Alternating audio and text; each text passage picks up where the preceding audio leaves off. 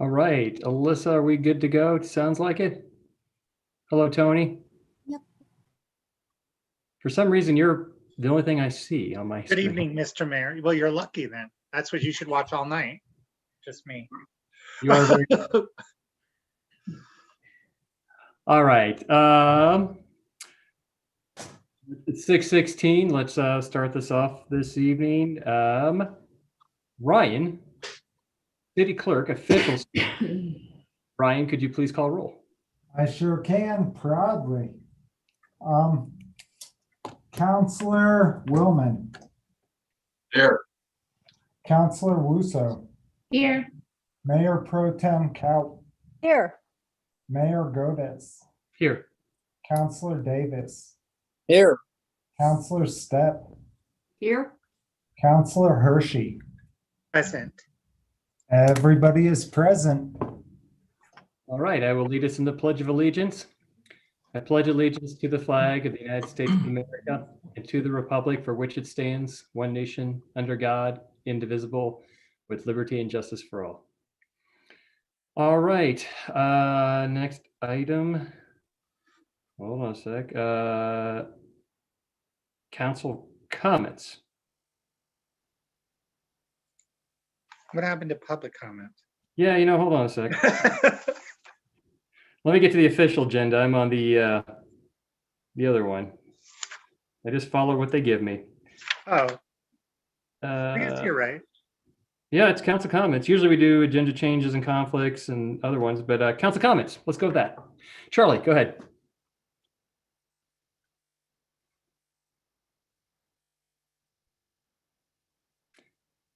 Charlie, I think you're muted. The picture keeps moving. So every time I went to unmute, I couldn't unmute because my picture moved. Just a couple of things. One, I sent out a memo from a CML legislative meeting I went to last Thursday. And if anybody in the public's interested in that, please feel free to email me and my city email. I'll be happy to forward a copy of that out. The one thing I thought was really good, and that is that if it carries through, the legislature is looking at a fairly large grant for Main Street renovation, which would help us maybe in a couple of our 6th Street, Cooper, or some other places like that. So we need to keep an eye on that, but I think it's 70 or 90 million. I can't remember the number on that. The other issue I want to bring up is I was a proponent at the last meeting of simultaneous translation services.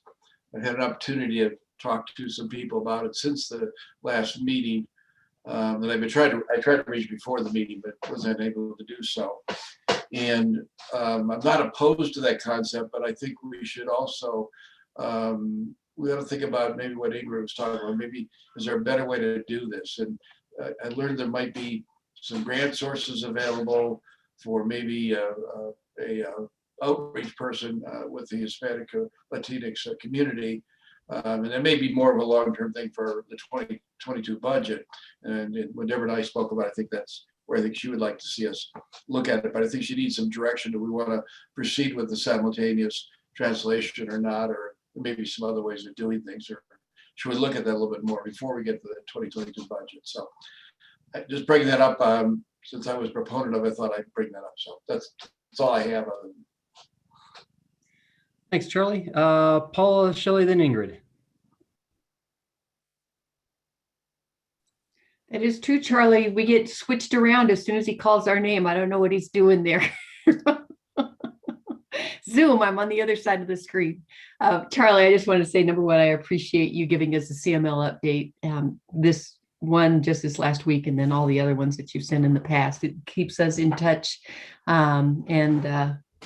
It's good to know what's available out there. I would just wanted to bring up, we had a letter that I think was shared with other council members about a sledding hill near the rec center, and with the people still kind of stuck to mostly outdoor recreation, it might be something to consider.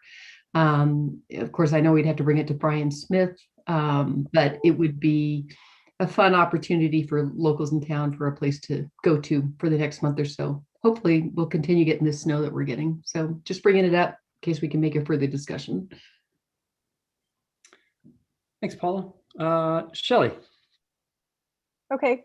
And just to Councillor Willman's comment, I would also be open to investigating that. I think we have enough leaders now from the Latino community that can help us, if we do outreach, and can help us define how to best spend those dollars and how we can best be effective in outreach and engagement.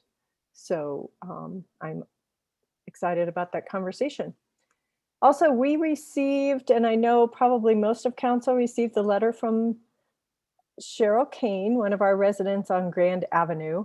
Her house fronts right on Grand Avenue, and it's just a reminder that for all the traffic on Grand and CDOT's need to get people through town, that it is our main street, and there are a considerable number of single-family homes that front right on Grand. So Chief Darris wrote a very detailed response and good response to her addressing that. But I'd just like to say overall for the community that our traffic data really shows that the majority of the traffic on Grand Avenue is us, and it's people who live and work in our community.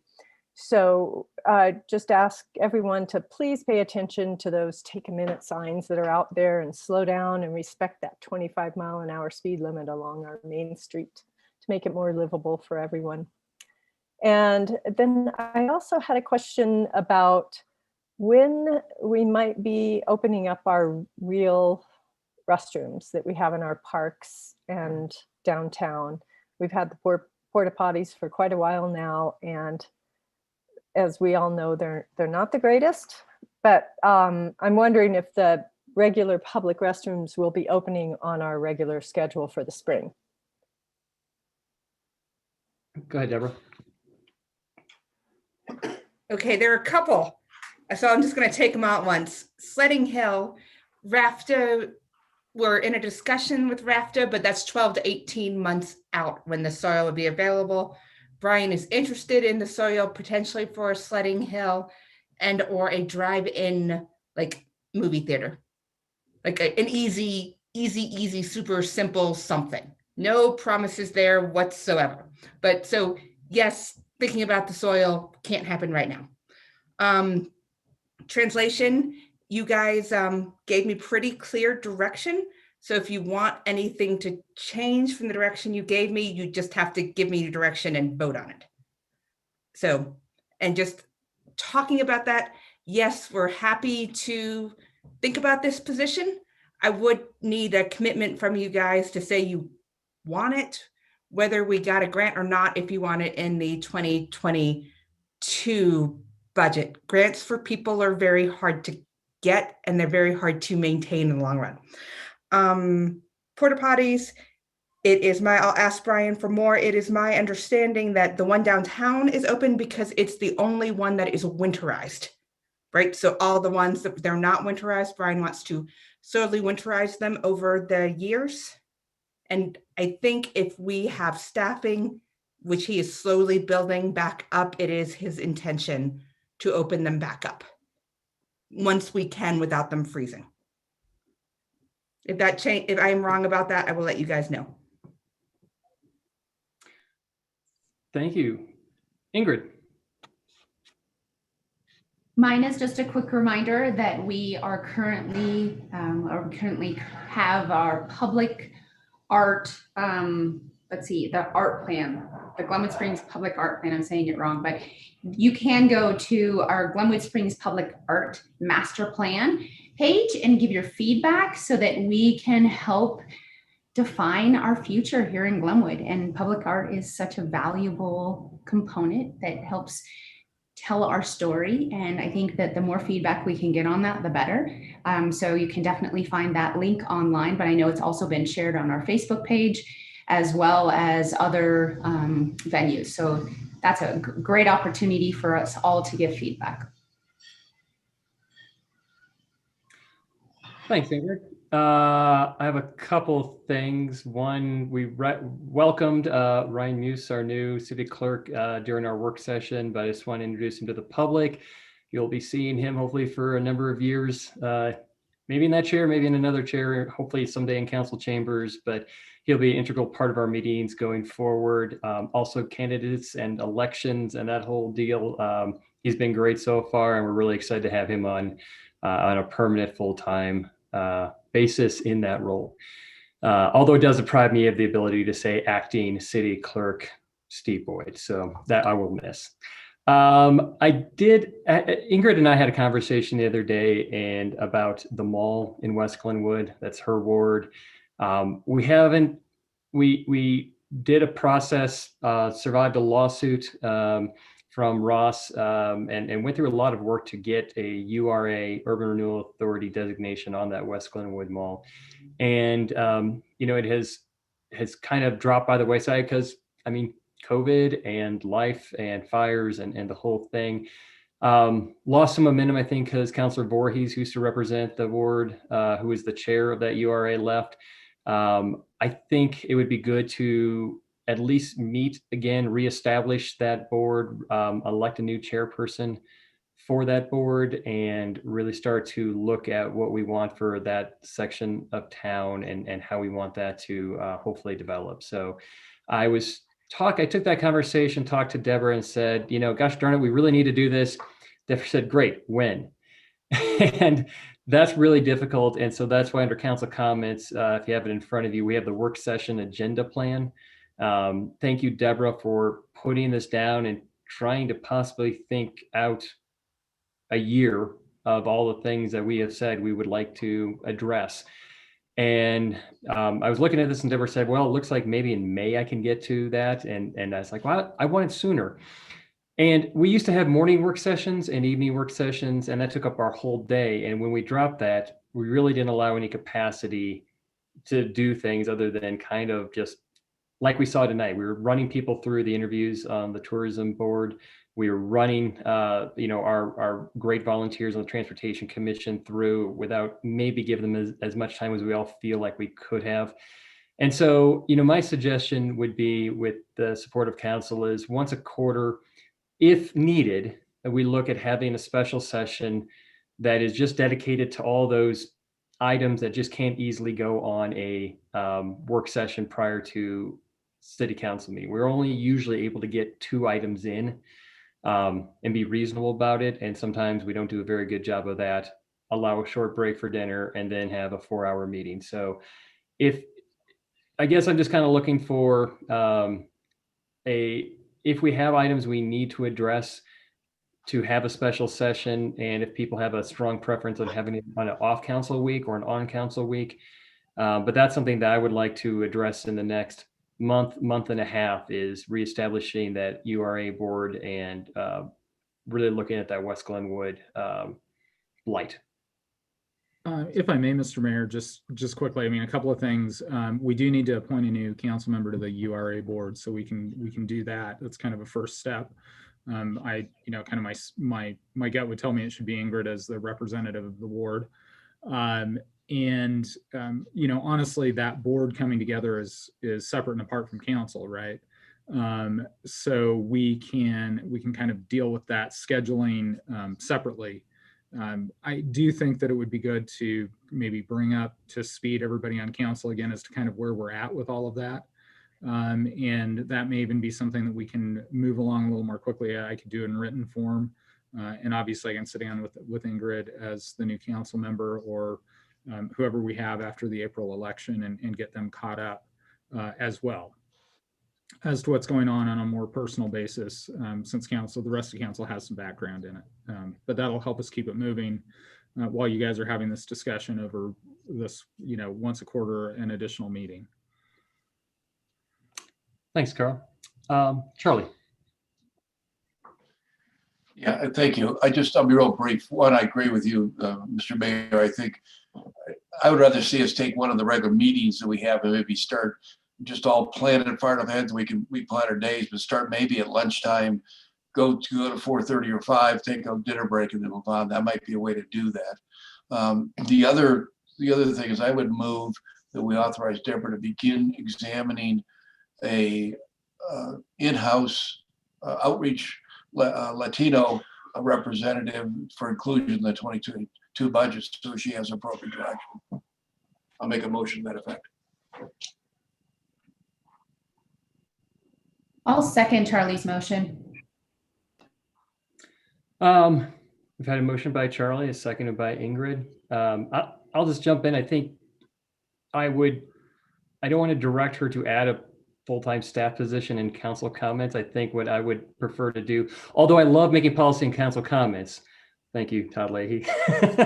But I do think it would be better if we maybe ask staff to bring back to us what a more comprehensive, and I think Ingrid, you referred to it in the last meeting where you voted against $12,000 for translation. And I know you didn't vote against outreach. Your vote was to be more inclusive from our conversations and what you said that evening. So I'm very supportive of that, but I guess I would rather, instead of directing staff specifically towards a full-time staff position, I would rather have that as an option or look at that as a potential strategy to further and larger engagement of the Latina community through our current channels.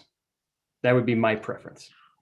So really quickly, could we get feedback from Deborah on what's going to be easier and more clear for you? If we ask you the latter, which is Jonathan's, or we ask the former, which is Charlie's suggestion, what gives you a little bit better structure on trying to implement what we're suggesting? Maybe it is, we should have a work session or an evening meeting to tell you what we are doing, which is probably more than you realize. And then maybe you could tell us what the gaps are and what you want. And then maybe for in the 2022 budget, we could try to figure out what that is. Because right now it's a little bit like, I know you want to be inclusive and you want to do really good things, but I don't necessarily know if the things that you're saying are going to get you what you really want. So maybe we drill in and focus on what do you really want.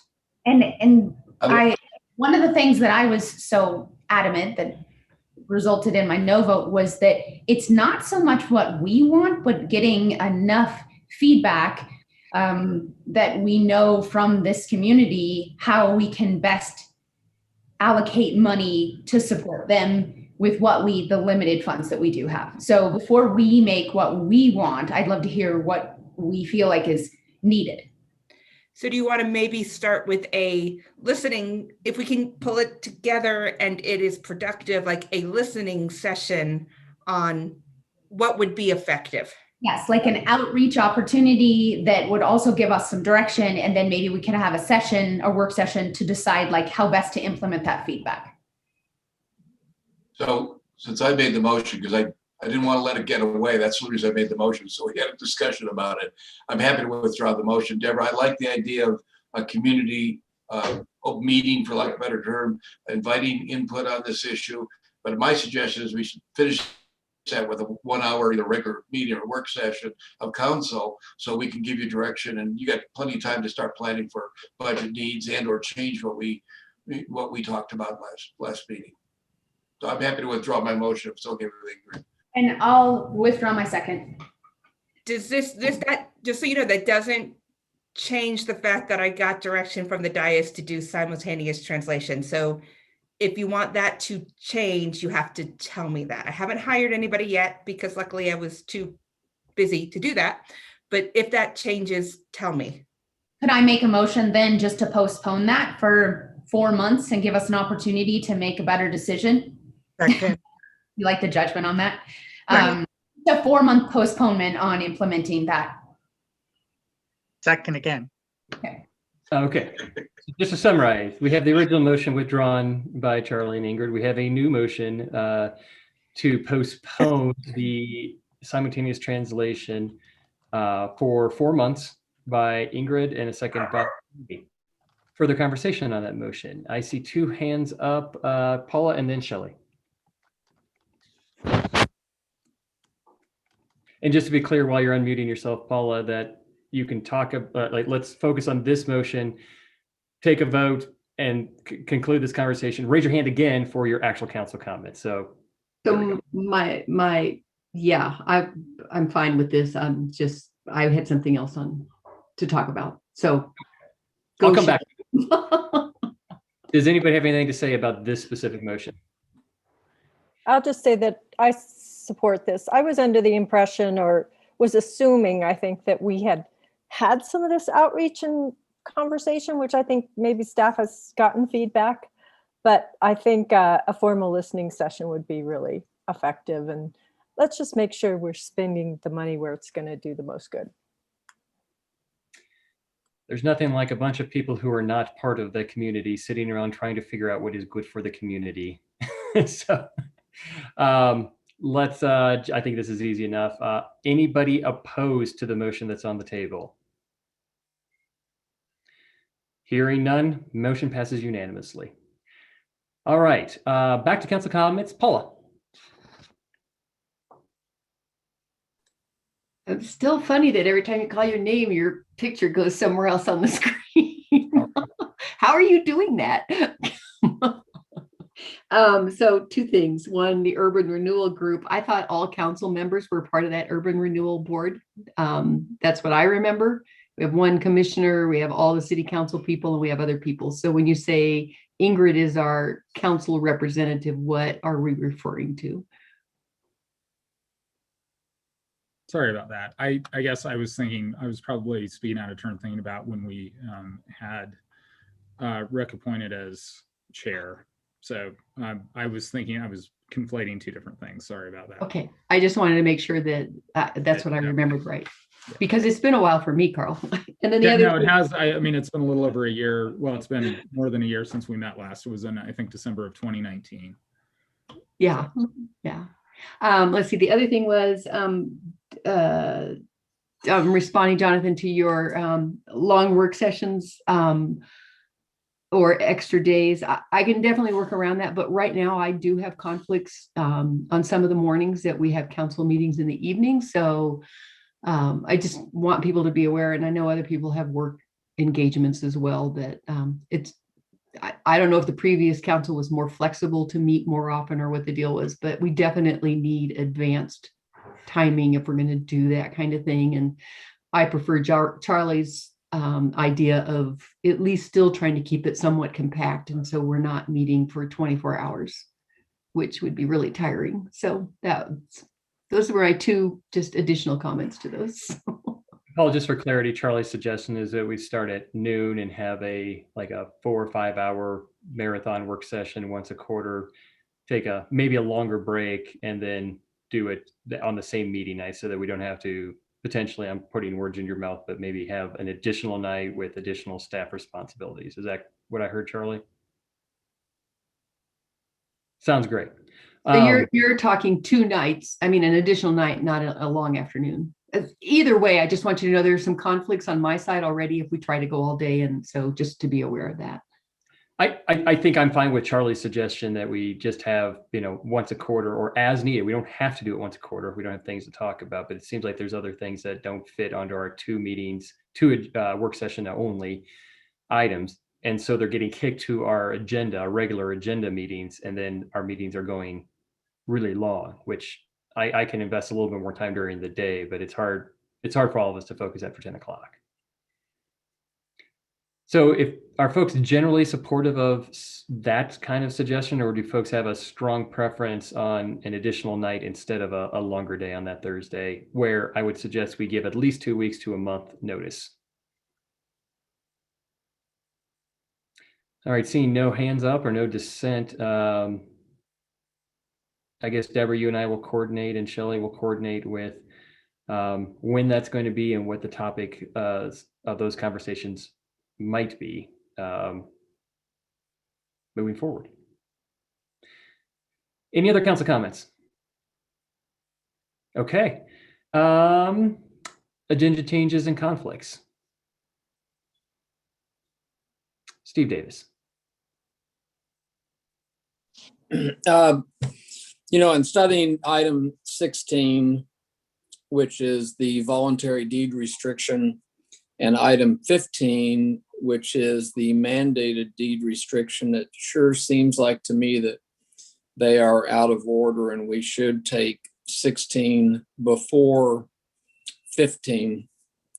Otherwise, if we pass item 15, which is mandated, then there's no reason to talk about item 16, the voluntary, because it's all thrown into 15, if that makes sense. It actually does, Steve, but it actually doesn't, because the way the two tie together.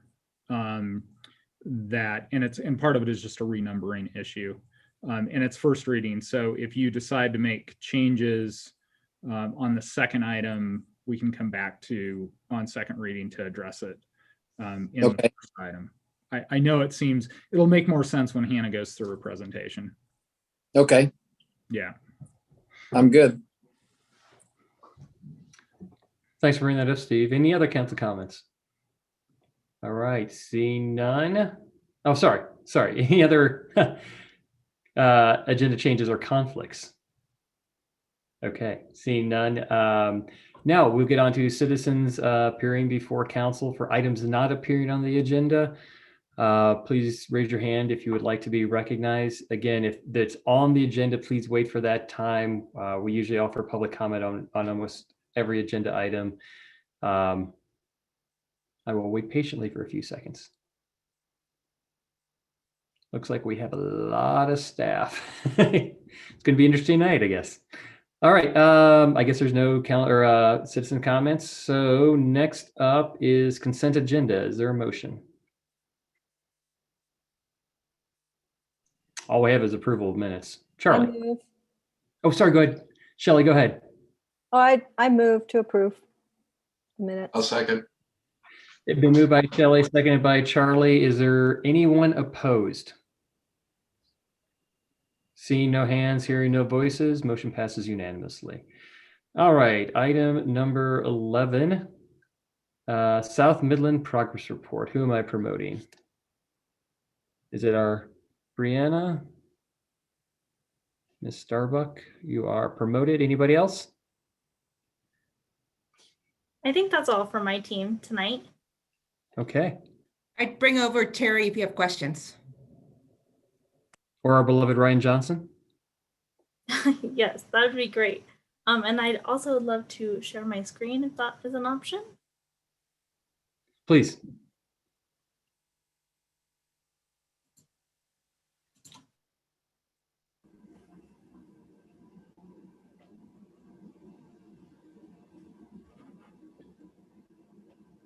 Hi, everyone. Thank you. I'm gonna go ahead and share my screen. All right, I hope that is coming up okay for everyone. Hello, I think I know everyone here, but hi again. My name is Brianna Starbuck. I'm the project public information manager for the South Midland Reconstruction Project, also known as Keep South Midland Moving. Woohoo! We have a lot going on the project, so excited to give everyone an update tonight. Starting off with what is going on the project, we have rockfall mitigation, which is ongoing. So crews have completed the installation of the anchors for the wire mesh rockfall protection. And those anchors and cables are installed at the top of the slopes, and then cable nets will be installed with a crane here shortly. So expect to see that large crane back on site starting next week. And then we are also gearing up to do rock scaling, and that's where we sort of go up on the slope and any loose rocks, bring them down so that they don't come down by themselves, and then we take them away from the site. We'll talk a little bit more about rock scaling and what's entailed in that, but that is coming up next week. We also have crews beginning on the drilling for the soil nail installation.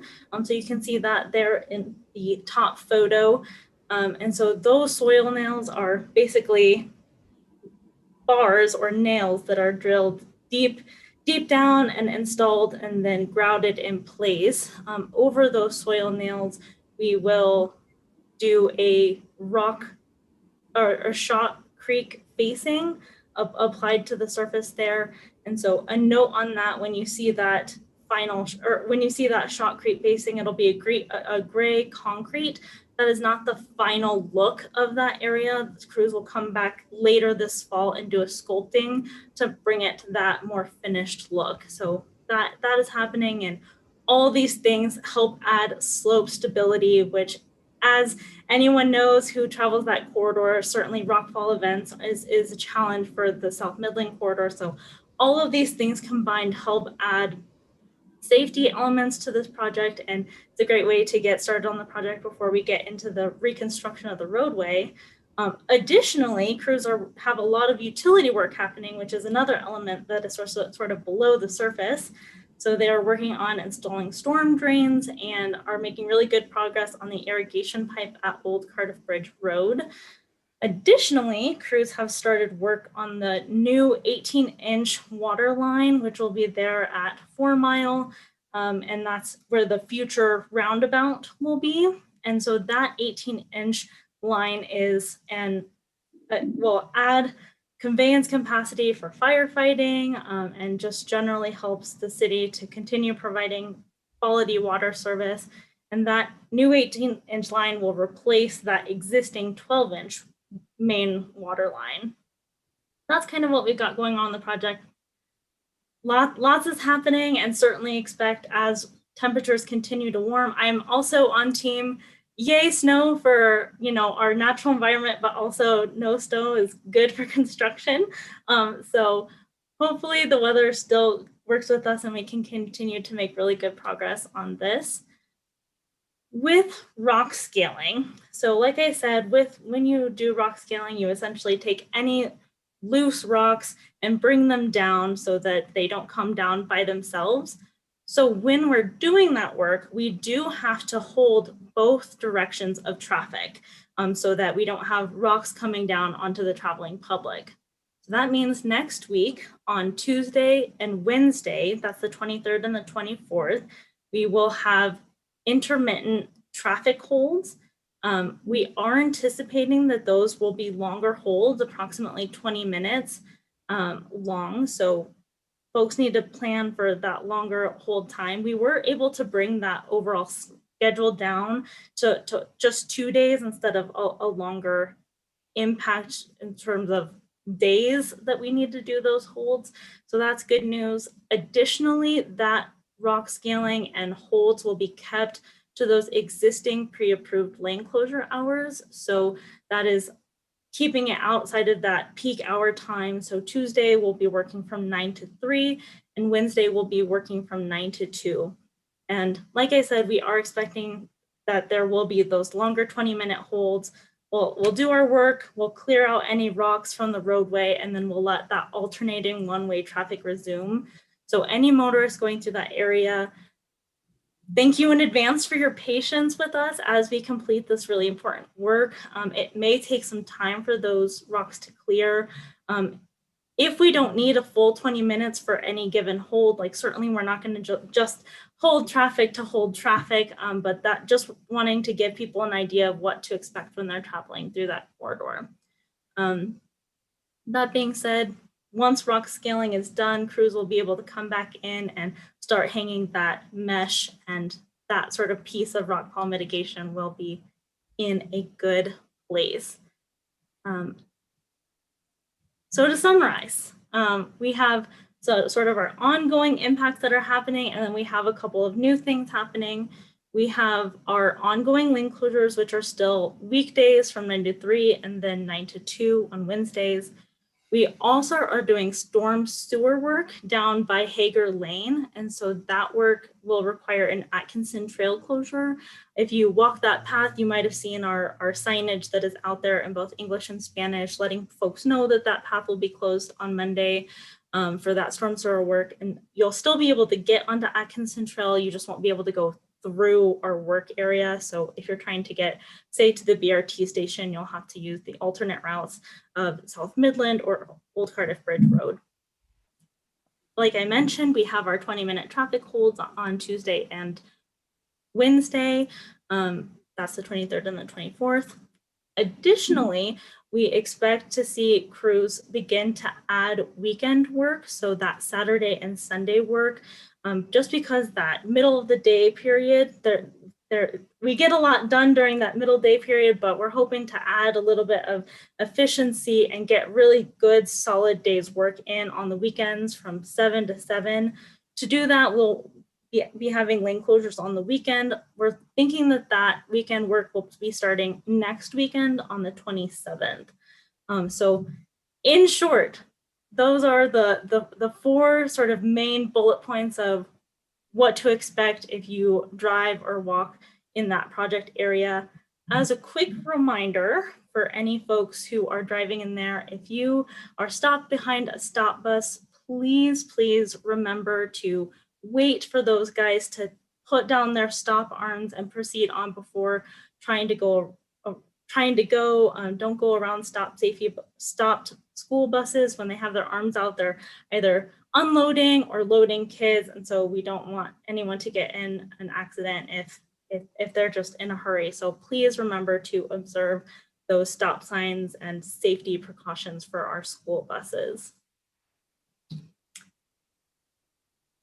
Wanted to keep it nice and short and sweet for you tonight. I know you guys have a lot on your agenda, but for anyone out there in cyberspace watching tonight, definitely would encourage everyone, if you haven't already, to sign up for our project updates. You can do that at the city's website for Notify Me, and those are both email and text updates that go out in both English and Spanish. And we actually had all of these updates that we talked about now went out in a notification earlier this evening, and then those also appear on the main web page for the city's website.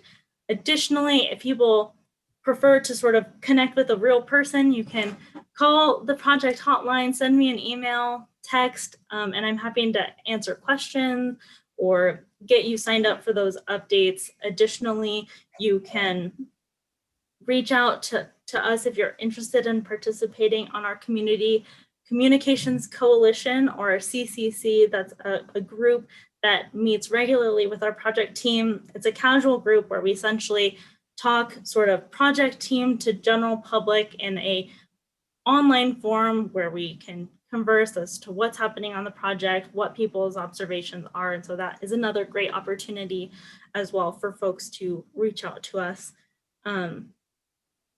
That's where we're at. So far, our hotline has been pretty even with folks calling in. You know, I've gotten a lot of good questions, but the good news is so far, my updates from the general public for traffic control have been that everything has been running smoothly, and that the holds haven't been too bad. So except for next Tuesday and Wednesday, which, you know, we'll have those longer delays, I think that things are progressing really well, and it's exciting to see all these really important infrastructure improvements happening. And so that's what I have for you tonight, but would love to open it up to questions. And Brianna, could you stop sharing your screen so I can see folks a little bit clearer? Awesome, thank you. Any questions for Ms. Starbuck? I'll give kudos. Flaggers are doing great. I've had no complaints other than the massive pothole that developed this weekend, which I'm sure Terry knows about. And I appreciate everybody getting out there and taking care of that. It's a good reminder that while the road was addressed in a substantial way 2 years ago, it was not reconstructed. And so anybody who's like, why are we spending all this money on this road? It's good enough. It was a good reminder. So yeah. And thanks for mentioning that, Jonathan. Exactly what you're saying. A big part of what this project hopes to accomplish is to address those underlying conditions that cause those potholes to occur so frequently. So later on, when we get into the reconstruction of the roadway, that's when we'll address sort of that subgrade condition and then repave it all in all its glory. But it's the combination of all these things that are going to keep South Midland moving. And so that's a great reminder. Thanks, Jonathan. all right, anything else for Brianna? All right, thank you so much. Really appreciate the update. It's you guys are doing great. Thanks all for your time. Thanks, Brianna. All right, next item, sustainable strategies contract renewal. This was on the consent agenda. Paula asked to remove it. You know, if you don't mind, I'm going to kind of lead off a little bit. We have Ashley Badesh, who I will promote her to panelist. But I just want to quick talk about briefly my experience with sustainable strategies. I've been as a counselor and as mayor working, I think 3 or 4 trips with these guys that lobbying trips to DC. I think Pittsburgh was when I first became aware of what they can do. They're fantastic. You go in a strange environment. They have your script. They tell you who you're meeting with. They're telling you what their positions are. They walk you to the office. They make the introductions. These guys are pros. And even to the point of, hey, afterwards, there's a reception. And at that reception, here's a person that it would be good if they knew the name of Glenwood Springs. And they wind you up and they put you right there. And in addition, they've been very helpful with massive grants and small grants of all sizes. And I think that is something that we had not had here in Glenwood Springs. We've not had a culture of going after grants or lobbying for money, or a very so far successful lobbying effort to delay and fight the RMI quarry. So they have been integral to all of that. And so I'm very appreciative to Ashley and Matt Ward. I know Deborah, with her hire, kind of brought them to our awareness. And, Deborah, if you have a couple things you'd like to say, I'd love to kind of hear about how that came to be. Sure. I worked with sustainable strategies in Pennsylvania at my last job for almost, I've known them for about 8 years now. They were very successful, and Ashley was integral in that, in getting large amounts of funding for brownfield redevelopment in Carlisle. When I was hired here, I was handed a list of over $100 million worth of projects, including 27th Street Bridge, South Midland, and Southbridge.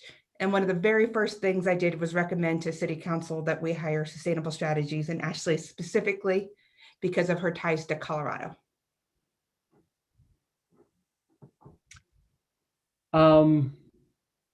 Does anybody have any questions for Ashley? She's promoted her to panelist. So if we have any questions for her or about the contract or what we're doing. And she has a presentation if you'd like to hear that. Oh, great. Yeah. Thank you, Mayor, and thanks, Deborah. I can keep the presentation pretty brief. We did send the slides around, so I think you all should have it if you would like to take a look at it after, but I'll share my screen really quick and just run through it. Let me get this in presentation mode. Okay, so I can just give a brief overview of our client services approach, which has been in action for the past several years that we've been working with the City of Glenwood Springs. I'll share with you some of the successes that we've had over the years, and then provide just a little more insight into how we work in terms of our grant writing process, our legislative approach, and then just a quick pitch about the federal funding outlook for this coming year under the new presidential administration in the 117th Congress. So our firm is based out of Washington, D.C. I am the primary client manager for the City of Glenwood Springs, which is really exciting for me because I have actually just opened our Western practice. I'm now located in Denver. I was hoping that would mean I would get a lot more face-to-face time with city staff, which of course COVID has gotten in the way of at this point, but I am back and forth to Glenwood Springs to stay with my parents. And I absolutely love it up there and love the Roaring Fork Valley and love your community. So it makes it even more fun to work with the city. The rest of my team is based in Washington, D.C., which allows us to be successful at our federal advocacy efforts and keeping in touch with federal agencies and officials. We work specifically for local governments, so we're a bit unique in terms of advocacy and grant writing firms in that respect.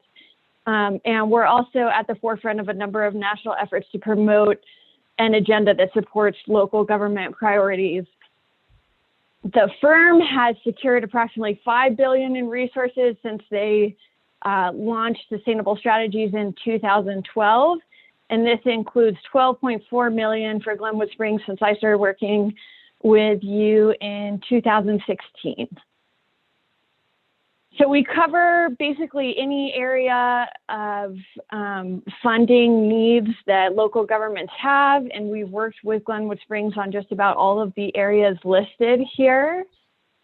And I'll talk in a little more detail about some of the successes that we've had in those areas so far. But our approach to client services, we sit down with the team. We try to do this on an annual basis to kind of kick off the year by assessing funding needs and creating a resource roadmap to align the city's priorities with the available grant resources that are out there so that we can try to plan ahead for matching requirements, for putting together grant applications, and helping the city plan ahead to know what projects there are viable grant resources to go after. We continue to reassess and change our resource roadmap for the year through monthly call communications with your team. We meet regularly with department heads and hear about their funding needs. We bring you all grant opportunities. Your staff also brings us grant opportunities. You know, if CDOT comes out with something new and they send it to Terry, she'll send it my way and say, you know, we've got a project for this. Can you help us write the grant? So this past year, we wrote 16 grants for the city, which is quite a number of grants given the kind of number of deadlines that goes around. So we accomplished a lot of work and had some great success out of that. We also provide the city with a spotlight every week that highlights grant opportunities that are rolling out that are relevant for local governments. And we provide client alerts, which include memos that say, you know, these are the pieces that you need to pull together to be able to have a competitive submission for this grant. And as the mayor mentioned, we also advocate for the grants. So after the grants have been submitted, we work on setting up meetings with the delegation and putting together talking points for grants that need political support. So here are just a few examples of some of the successes that we've had over the years with Glenwood Springs in all kind of different realms of grant assistance, as well as some technical assistance opportunities where we've gotten some experts from federal agencies to come and sit down with the community to this past year work on a recreation economy for rural communities plan. But as you can see, the work that we've done with the city kind of touches a whole bunch of different areas of what you all do. And we hope to continue with that. You can see here the Loba Trail, the new recycling center. Those have been supported by grants that we've secured. Public safety, we helped secure about $1 million for the region to buy new SCBA gear for the firefighters, which had become very outdated. We secured funding for the 27th Street Bridge replacement, for public art installations, and we've been working hard this year on funding for disaster recovery, both from Grizzly Creek Fire and from COVID-19. I sent as well a couple year-end reports. This is a totally muddled up slide, but it just gives you a sense of each year how many grants we're going for, the types of grants that we've been successful in securing, and as well as some grants that we've gone after and haven't secured, but sometimes those move from, you know, the bottom of the list to secured the next year because we'll get a debrief and understand what we can do better on the application and go back and submit and win, which is what we did with the build grant that we just had the update on South Midland reconstruction. That one we won back in 2018. So our grant writing process is very robust and hands-on. We help shape the projects to be competitive for funding through consulting on the front end. We actually draft the complete narratives for the grant, put together stakeholder support letters, compile attachments, and work with staff to accomplish all of that.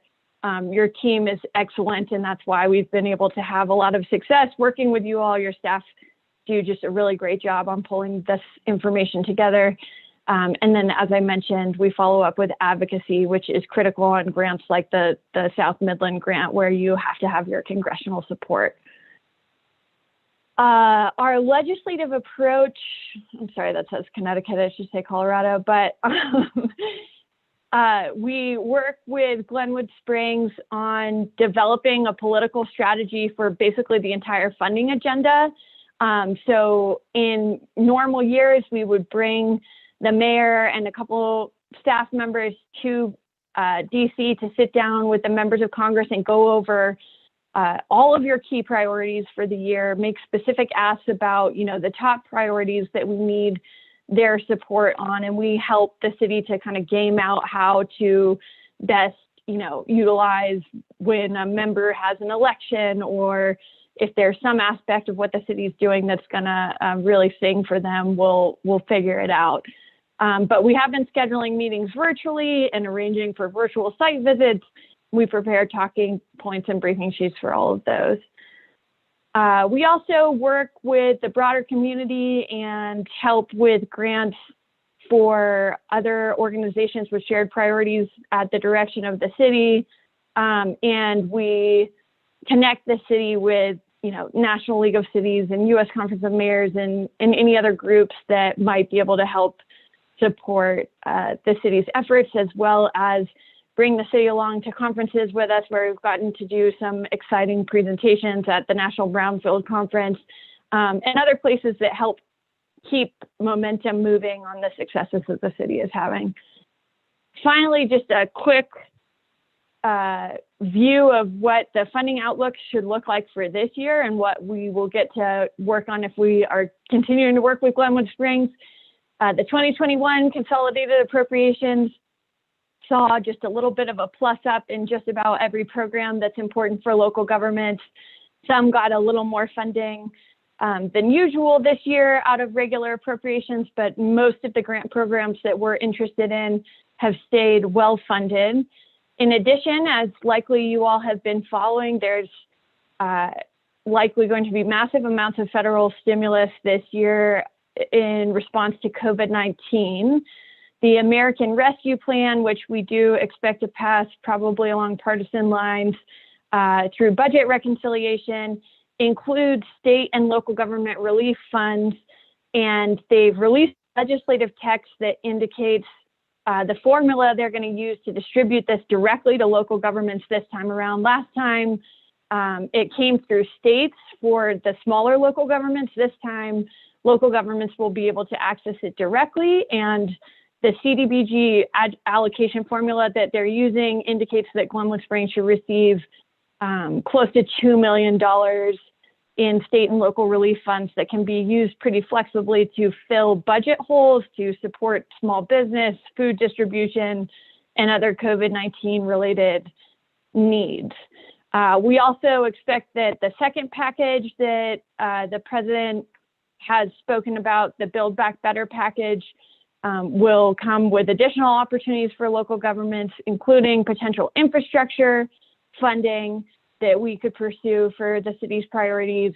And all around, we're expecting to see more funding roll out for infrastructure, climate action, and clean energy this year and in coming years. And we're also preparing the communities that we're working with for the return of earmarks, although it appears that there hadn't been much opposition voiced to that idea. Now there's a bit of a battle going on about the return of earmarks, but we think it's quite possible. And my firm, back when earmarks were the way that communities got a lot of their funding, we're highly engaged in that, and they're ready to help Glenwood Springs navigate that process should it return. So that is all I have, and I think you all have the slides, and I'd be happy to answer any questions.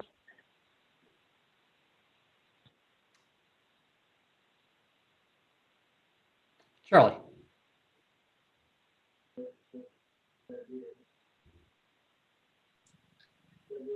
So Ashley, you talked about the fact there might be this next round of grants that would be provided for infrastructure. How important is it going to be to have shelf-ready projects, or are you going to be able to come in without a buildable set of plans and do that? Because I remember in the past you had to have kind of shelf-ready plans. Yeah, definitely under the Obama administration, having shovel-ready projects was pretty critical. We expect that it's almost always more competitive to have shovel-ready projects for infrastructure funding, even for grant funding. That's what they're looking for. So we've been working with the city to keep a running list of what projects are shovel-ready, what projects are approaching shovel-ready. But we do expect to see, there's been some additional planning funding in the transportation realm in recent years. And we're actually also working on a transition advocacy project to lobby for reinvigorating some old programs that included more transportation planning dollars and engineering dollars, as well as more kind of accessible infrastructure funding. So we're hoping to see some of that, but it is definitely always important to have, shovel-ready projects that are ready to go. Thank you. Mm-hmm. Paula. Ashley, thanks so much for the update. I just feel like annually it's good to visually see what you guys have done and are doing for us, and I appreciate it. I did have one quick question. It might be a Deborah question. Is Deborah, when I came on, and of course we've had COVID and everything else since, but we had talked about hiring a grant writer, and now it seems like Sustainable Strategies pretty much fills that for us. I know our staff works on grants. I just kind of wanted to get a feeling of how much does the staff do? Do we have a grant writer specifically? Is everything kind of in Sustainable Strategies' hand? Just kind of looking at what that funding is like. Yeah, I believe when I was worried when we got the build grant that we would need a grant manager, which is something that's remarkably different than a grant writer. There is no one we could hire on staff, I believe, that could do for us what Sustainable Strategies can do. Okay. So while staff is very involved, we do have, monthly meetings, and it does take time. It's a very important priority to you guys, and it's an extremely important priority for me.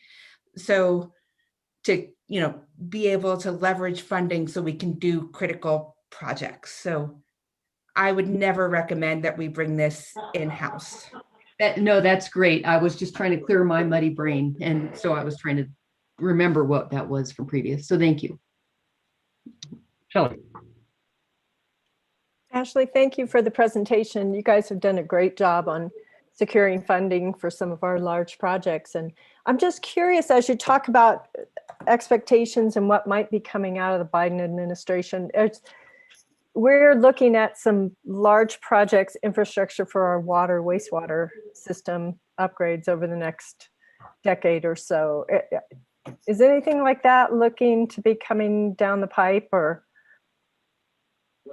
So there's a few federal programs where most of the wastewater and water infrastructure funding are housed. And unfortunately, those are primarily loan programs unless you are the very, very, most distressed of the distressed.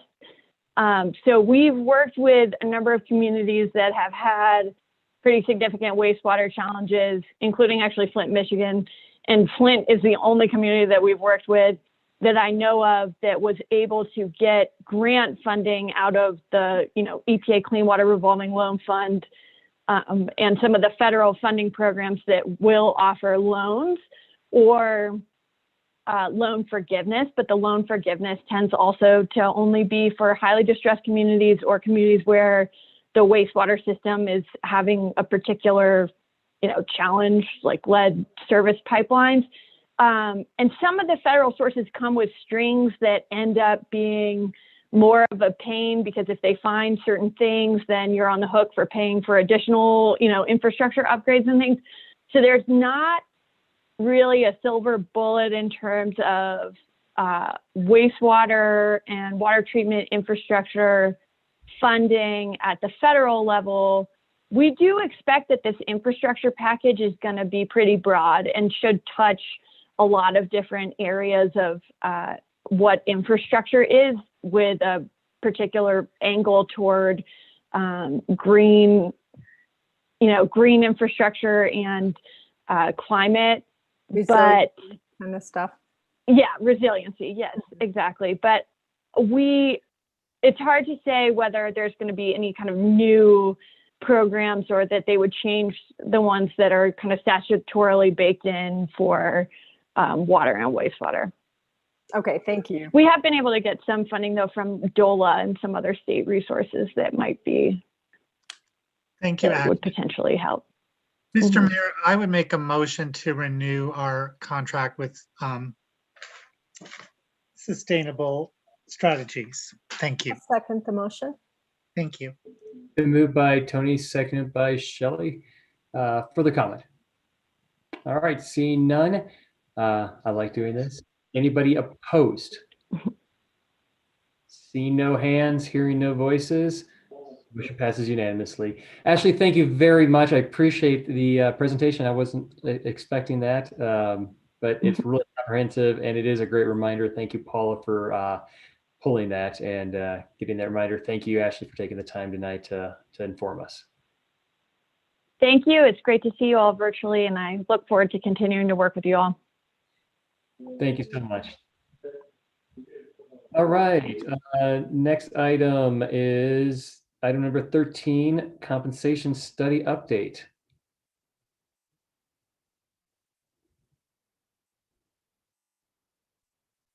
Deborah, you're on mute. There you Yes, I was going to suggest you pull over Dana and Lori Graves.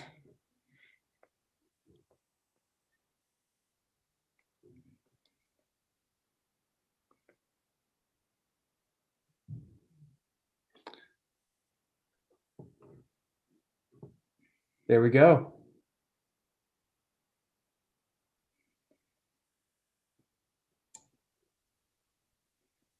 Okay, and I guess I'll just kick off with the fact that, you know, we did not do salary increases this year. And last year, we really tapped down on any kind of pay increases as, you know, housing prices have skyrocketed and the market's really changed. So we feel like it's time to do a compensation study to make sure we can stay competitive and keep our employees who are really so wonderful. With that, I'm going to hand it over to Dana and Lori. Thank you, Deborah. I'm Dana Peterson, the HR director here at the city. And I just wanted to introduce Lori. She is with Graves HR Consulting, and the consulting firm was founded by her. And Lori has more than 25 years experience in human resources leadership and a proven track record of success in building high functioning teams, people-focused strategies and processes that deliver effective, engaged team members and measurable financial results. I first found Lori through the CML listserv that I'm a part of, and reached out to her and started a conversation, and just have been really impressed with her forthrightness and her kindness and her generosity of spirit. So I hope you guys find the same. And without further ado, I'll turn it over to Lori. Thank you, Dana. I appreciate that. That's a lovely introduction. And I appreciate you all taking time out of your meeting for me this evening. Having looked at the agenda, I see you have a lot to cover. So I will try to be very cautious with your time. I have a very short slideshow to go through. I'm going to share my screen. Assuming this works. Let's see here. There we go. Okay. Hopefully you can see that. And again, as Dana mentioned, we've been engaged to do a compensation study for the city of Glenwood Springs. And Graves Consulting is a kind of a boutique HR firm, and we really specialize in the public sector. And within the public sector, our primary type of work we do is compensation. So we have worked with dozens of other municipalities, counties, public sector organizations throughout Colorado. I mean, in a handful of other states, but I would say probably 70% of our clients are Colorado based. I will be the primary resource for this project. I'll be doing the bulk of the work, though I do have a senior consultant that I'll be working with, Eric Marburger, who had his own consulting firm for about 25 years doing a lot of public sector consulting. And then he thought he wanted to retire, and I didn't really want him to. So he decided instead to come to work for me. And when it's cold and it's over the winter, I get a lot more work out of him than when it's golf playing weather. So timing is good for the project. And with that, what I'm going to provide this evening, like I said, I just have about 5 or 6 slides, and I'm going to go through just an overview of our intent for the project, the scope of the project, and all of the deliverables that we'll be bringing forward. So the intent of the project, as I'm sure you would imagine, is to be able to make sure that the city can always recruit and retain the talent that you need to get everything done, right? So making sure that you're paying people competitively to market, but also looking to make sure that you are maintaining internal equity for positions and that you're providing career progression, right? As I sat through and listened to that presentation before, there is a lot going on within your city, and you have a relatively small staff doing that. So really making sure that you've got a path to keep the people that you've got is the primary focus of a comp study. The scope of the study is that when we're finished, we're going to be providing kind of a complete set of recommendations to the city to update your current pay structure, to make sure that we're updating it based on statistically valid data from a defined market area. And we'll talk a little bit more about that, to make sure that what we're setting up is truly appropriate for the city, for your size, for your region, for your cost of living, for the types of jobs that you have. And in addition to updating your structure to be current, we're also going to make sure that we provide you with the recommendations you need to implement it, and to implement it over a phased in period of several years. And then also to make sure you have all the tools and the guidance you need to maintain that structure going forward, so that what you're left with is a structure that is not just current and robust now, but it's something that you can internally manage and maintain for several years without having to go back outside and spending more of the city's funds to do that. I will also do my best to pause a little bit at each slide. I sometimes can get on a roll and go through these things very quickly, and it can be tough for people to get in. So I will try to make sure I do my best if you have questions. This is really just a primary kind of a summary slide of all of the different milestones or deliverables that will occur throughout the course of this project, right? So one of those is part of what we're kicking off this evening, which is sharing the intent and the scope and the overview of the project with council, with leadership team. And following this, it is also our intent to share this information with all of the employees, right? We will come in and review and analyze everything related to your current wage structure and your classification system, so that we fully understand current state, we understand the jobs, we understand the ranges that you're in, where people are within those ranges, what might be unique about their jobs. After that, one of the key foundational things we're going to do, and we'll talk a little bit more about this, is work with the leadership team to define what market means to you. Who are the municipalities and the organizations that you want to compare yourself to, so that when you say you're paying a market-based wage, you can feel comfortable that that's truly an accurate reflection of market for your area, right? So we'll spend some time really talking about what is the appropriate market for you. Once we have that defined, we will go out and we'll gather data, relevant, statistically valid compensation data from existing surveys that exist for all of the positions within the city. And we'll gather that information from that defined market, right? Once we have all of that information, we simply will recommend either a revision to, or maybe a complete redesign of what your current pay structure looks like. And then we'll also recommend where each position should be placed on that structure based on the market value that we determined, right, from the prior step. Once that's complete, that's really what I would call kind of the position-based portion of the study. Then we start getting into it, looking at it more on an individual employee or incumbent basis. So we'll provide a financial impact analysis that would show, based on the recommended structure and the recommended placement of positions, what that would look like cost-wise for an implementation. In other words, where people currently are in their pay compared to the pay range and the placement within that range that would be appropriate. Okay? We'll also look at the things that are typically common concerns, like internal equity. You know, you may have some positions that, while market values them very differently, from an internal equity standpoint, they're valued very similarly, and we need to take those things into account. We want to make sure that we look at places where you may have pay compression, where you have people that have been in positions for a long time, but as the market has shifted and you've hired new employees in a little bit higher, it's created compression among those. And we've got ways and tools that we can share for delivering with that. delivering and helping solve compression issues. And then we're also going to talk about ongoing maintenance of the system, right? So again, what you're left with is something that's not just current now, but that you can maintain. And at the very end, we wrap up with a full comprehensive report that details in writing everything that the process we went through, everything we found, all of our recommendations, and we'll also put that in presentation, come back to this group to present, and also share with employees. So that's kind of the big picture summary of it. I've just got a few more slides that talk about some of those items in a little bit more detail.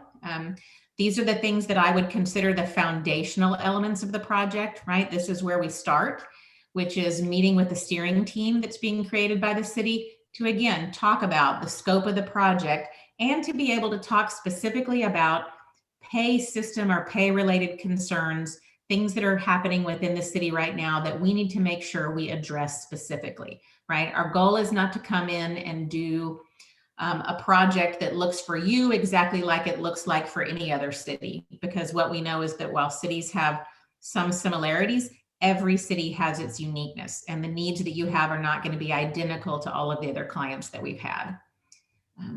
Creating that definition of market is a foundational element, right? Establishing so that everybody is comfortable with, when we say market-based, this is what we mean for our market, right? And being able to have that and document that not only for now, but for the future. We'll share, again, this information that will look similar to what I'm sharing today with all of the employees. And then we will spend a fair amount of time meeting individually with every department head in the city to discuss all of the jobs that exist in their area.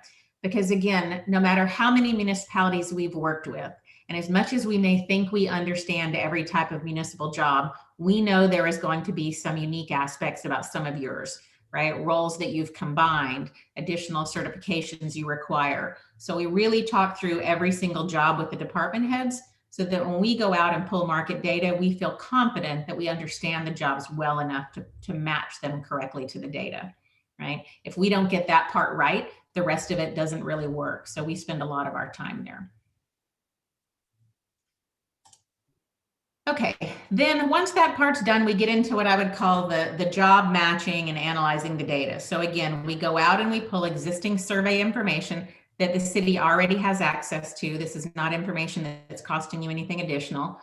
It's Colorado Municipal League. We also use Employee Council. They have one of the greatest things about working with our clients in Colorado is that those two sources provide as good, if not better, compensation data than just about any of the other sources we use nationally. And they're a lot less expensive. So it's a huge advantage for Colorado-based clients. We'll use that data. Again, we'll select the benchmarks, but know that sometimes those benchmarks are not matched, right? Sometimes we blend jobs together to make them match yours. Sometimes we take a job and we might have to scope it up because you have an additional requirement, right, that doesn't exist in that job in the marketplace. So again, we're not just matching them based on the data that we're pulling is actually a reflection of actual wages being paid to incumbents at cities with a defined market. That's what we use to create an average market rate. And I say that because the alternative would be just looking at pay ranges. Sometimes a comp study will say, well, our range is this and their range is that, so we must be close, right? We look at actual wages and we use that to help us understand what's the right pay range. And then we know that even though we will be able to match the vast majority of your positions, we know there's going to be a few that are so unique that there won't be good external market data on them. There's always a small percentage like that. For those, we place them on the structure based on their internal relative value to other similar positions, right? And when we come back at the end, we'll be able to share with you how many we matched externally and how many we placed based on relative value.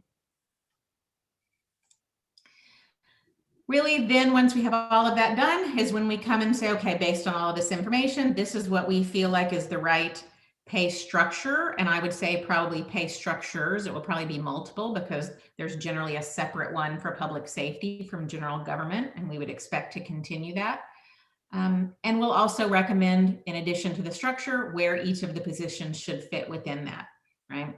On top of that, we're going to do, like we talked about, looking at your current census data to make sure that we can project the financial impact of being able to implement these recommendations.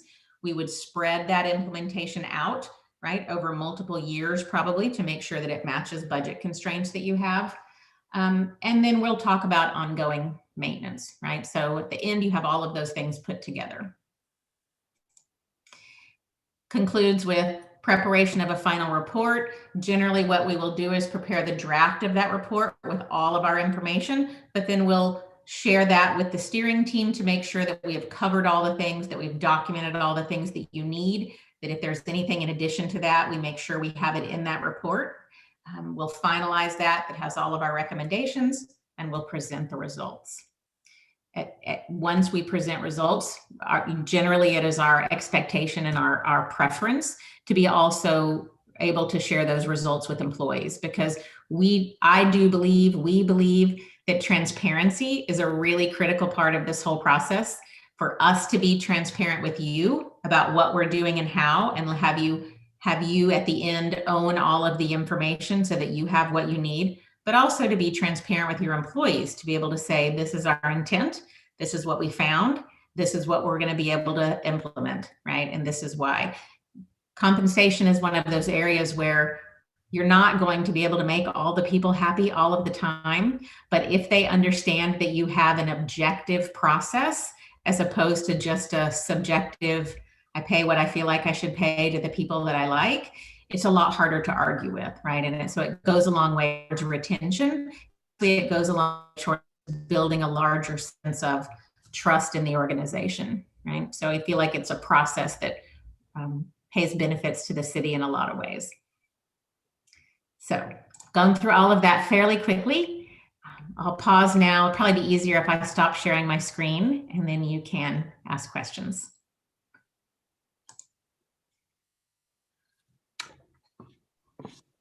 Questions? Paula, then Ingrid.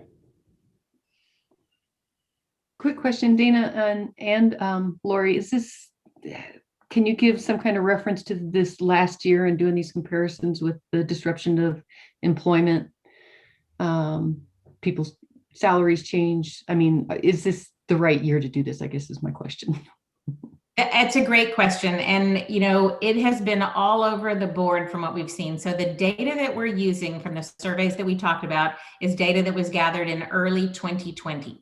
So most of this data reflects pre-COVID numbers, right? And the new data will not come out until probably late this summer. And that'll be data that was collected in the first quarter of this year. So unfortunately, with comp projects, you're always lagging close to a year by the time the data is scrubbed and published. But that's also something that I would say we will take into account in the final recommendations, right? That this data, normally we would age the data because we would know that the market has continued to shift. What we have done primarily with the studies that we've done over the last 6 months is not age the data, because our anticipation is that when the new data comes out for 21, we are not going to have seen the wage growth from 20 to 21 that we normally would see. And so it is a bit of an unprecedented time, but it has yet so far from what we've seen to have a big impact in wage structures for municipalities. Great, thank you. Ingrid. Tell me the time frame. How long does it take you to complete a report? That's a great question, and I probably should have included that in here. Typically, project scope of your size would be about a 3-month project. There's a lot of the groundwork we've been able to already do. There was a lot of really good information that Dana and her team were able to provide to help give us the basis and the foundation. So some of it we've already got going. I would say we are less than 2 months from completion at this point on our side, assuming there are no delays internally within the city. With our side, we're less than 2 months. And what's your expertise in mountain towns that are similar to ours? Well, the majority of my clients are actually resort mountain towns. So I work with Aspen and Snowmass Village and Steamboat Springs and Estes Park. And so that idea of being a Colorado resort-based community, some that are ski-based, some that are not, is really kind of right in our wheelhouse. Okay, that's great. That's good. And then one last question, and this is more directed to Dana and Deborah. And that is, when historically do we do job reviews and increases in wages if it's appropriate or, deemed acceptable? Oh, Deborah, you're muted. You're not muted, Deborah, but we can't hear you. Okay. Not at all? There you go. Okay. What we did a salary survey in 2017 that we fully implemented at the time. I think best practices is about every 4 to 5 years, but I'll let Dana, who is actually the expert, tell you. Thanks. Yeah, I would say every 4 to 5 years, and maybe Lori would correct me on that. I think it's important to, and one of the things that I'm really emphasizing with Lori, and one of the reasons I chose her was because I want that ongoing maintenance piece, so that we get this point in time survey, but then we're able to kind of watch it over the next 5 years. Because I feel like what happened, and it was my department's problem, I was not here, but they implemented everything that this 2017 survey said, but then there wasn't a maintenance schedule to stay up on trends or whatever. And so there has been a fair amount of compression since that time. And we're seeing it affect our recruiting. We're seeing it affect our retention a little bit. And I think with some of the big projects we have coming up, I just don't want to be short-staffed given how much work we have to do. And with that, Dana, is it customary that department heads do yearly reviews with employees? Oh, absolutely, yes. So we do the much hated, I'm sorry, everyone, annual reviews with our staff. And they include a review of the job description at that time. So most of our job descriptions are fairly up to date as far as like what the people actually are able to accomplish in a year-to-year basis. And so that's helped us get the data over to Lori a little bit faster. Sure. So, and my last question, I think I'm kind of trying to get to it and maybe not doing the best job of articulating my question. What time of year do you do those job reviews that would in turn result in a raise? And I'm just wondering if we can succinctly manage that with this report once we receive the feedback. Sure. Historically, our reviews were tied to actually anniversary dates. Okay. And so it was just scattered throughout the year. And then last year, before COVID, we made the decision to change everybody to a fall review schedule. So the, kind of the month of September is review month. It kind of bled into October this year, but. We should be able to receive it, kind of absorb it, and then make some of the recommendations in the fall.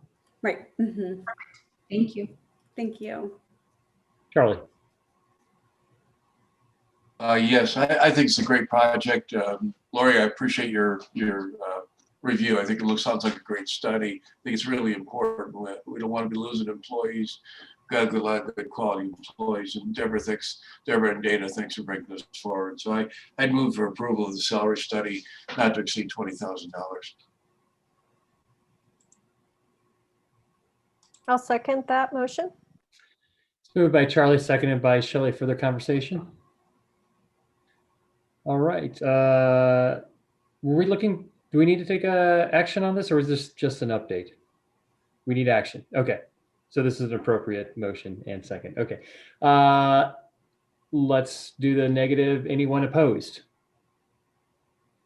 See no hands, hearing no voices. I am assuming motion passes unanimously. All right. Thank you, guys. Thank you very much, Lori. Thank you very much, Dana. Really appreciate it. Thank you. All right.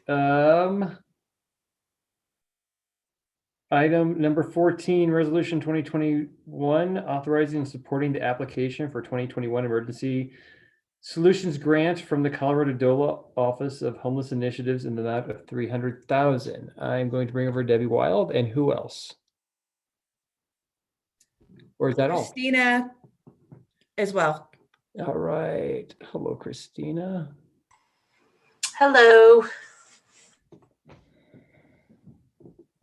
Okay. I think I have Debbie and Christina. Yep, I'm here.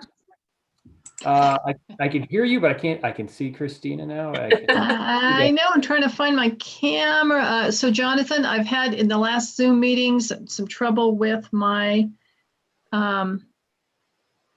sound. So if there's troubles, just holler at me that there is, and Christina will jump in or turn my picture off. That seems to help. So It's Tony nice knows. Tony's laughing about me and my country challenge.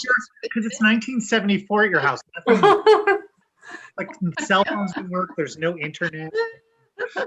I know. Some of us have to rough it to get through things. So great example here of the work with the city staff, Ashley, and bringing in some significant dollars to the city and to some important projects. So I am on your schedule to give you a update on homelessness and other issues that I've been working on, and that's mid-April. So I won't go into details on this. This will just stay very focused on this particular grant. We have this opportunity.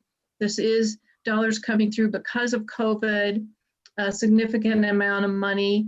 I would tell you that what's really exciting about this too is I'm going to say that we're shovel ready to go with this when it starts in July. There's two main pieces to this, and that's street outreach case management with homelessness.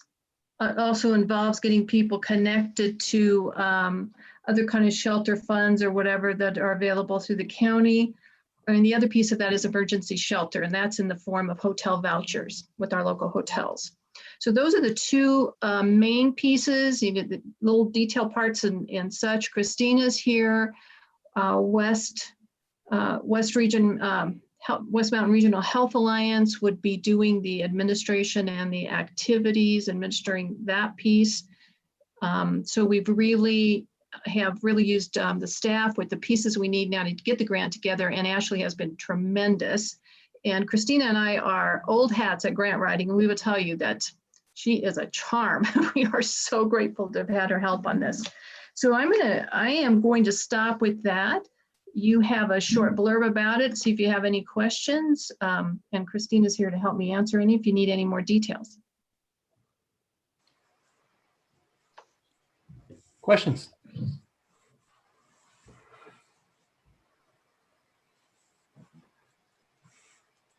Motion? I'll make a motion. Okay. I'll make a motion that we authorize and support the application of this 221 Emergency Solutions Grant from Colorado DOLA Office of homeless initiatives in the amount of $300,000. I'll second the. Oh, I vote. think you need to move for the approval of the resolution, resolution 2021-4. Ah, all right.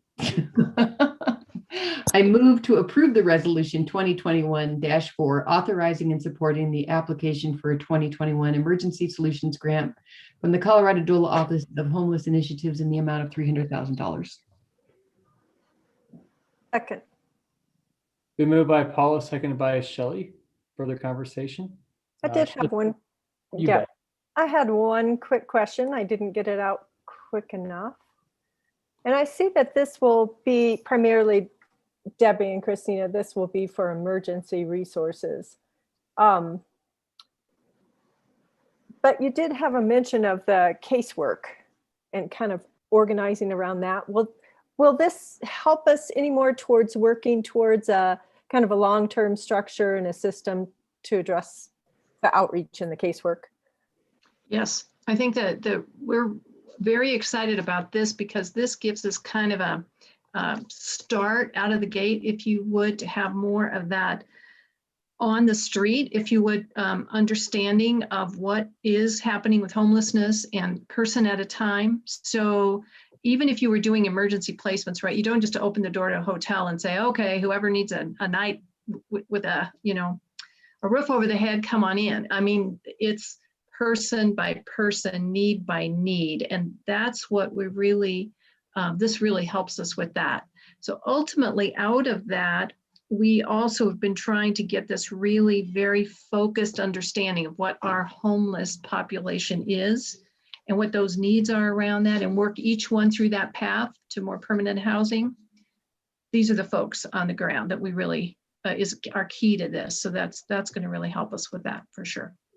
Okay. What I will bring to you in March or in the April meeting will be what we have right now. The best that we have is what we call the point in time count, where people just are out, and about trying to count people one night out of the month of January it was. And that's what's really inadequate to really wrap our hands around what we have and what we need to do with homelessness. So this should give us much more information, as well as already just working with people individually. And Shelley, I would add that it's a definite move forward because it allows you to build a system. It also puts us more on the map with DOLA and HUD in terms of if we have better information, we can then find additional funds to continue to support the effort. It just happens to be CARES funding, which is what's available now, but it creates an opening to additional funding in the future. That's great. Okay, thank you, Christina. Any further questions? All right, help me remind me, was it Shelley with the motion and Paula with the second, or vice versa? You, okay, Paula with the motion, Shelley with the second. You know what, is there any public comment on this? I'll just open this up. We haven't taken a lot of public comment tonight. All right, seeing none, I will turn it back. We've got a motion and a second. All those in favor signify by saying aye and raising your hand. Aye. Aye. Aye. Any opposed? Feels better, the other way is more efficient, but that just feels better. Motion carries unanimously. Christina, Debbie, thank you very much for the update. Good luck on behalf of your work and for the whole town. Good. Absolutely. Thanks. We'll Thank get to you. work. Thanks. All right, just a brief check-in with everybody. It looks like the next two items, items 15 and 16, are scheduled on our agenda for about an hour and 15 minutes. It's about 7:50 right now. I would suggest if we want to possibly take a 10-minute break, we do it at this point before we launch into that, because we're probably not going to be able to take a break for another hour, hour and a half if we really get into this. What are you guys' thoughts? Could we do that real quick, Mr. Mayor? Thank you. Yeah, let's meet back here. Let's take a 8-minute break. 7:55. We'll be back.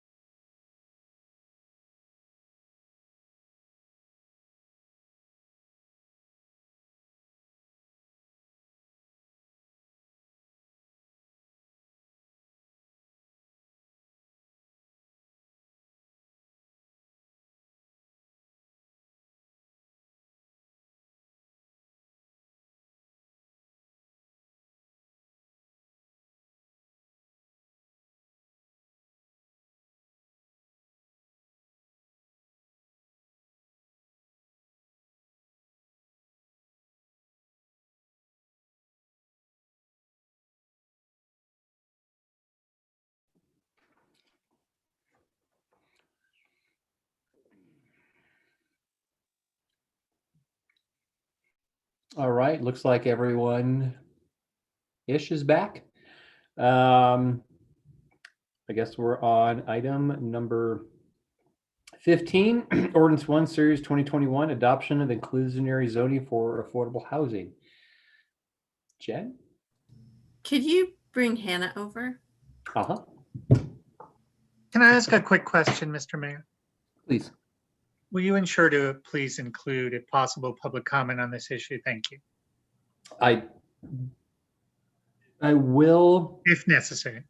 well, I think it's an ordinance, so I think I'm required to, but I would anyway. But Okay, thank you for the reminder, because I do forget. thank you. Thank you, Mayor and Council. Hannah Klausman, Senior Planner, I believe, with Community Development Department. Before we get started, there was a small technical glitch and the staff report was not included in your packet materials. So in the many emails that I've sent you out today, the one that I sent at 6:17 includes that staff report. I'm going to be able to share my screen and go through it so that everyone's got the same information, but I did want you to be able to have it so that you can pull it up and peruse at your leisure. So let's jump in. I'm going to share my screen. Let's see here.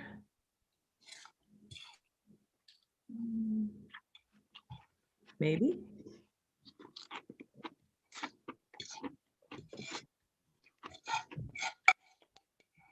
Perfect. Can everyone see that okay? Yes. Wonderful.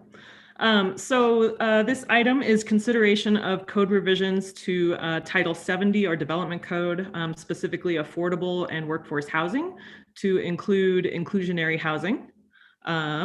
We are the applicant, obviously. So if at any point I'm moving too fast on the screen with the staff report, please let me know. Background, inclusionary housing does have a somewhat long history in Glenwood Springs, originally being adopted in 2001 by City Council.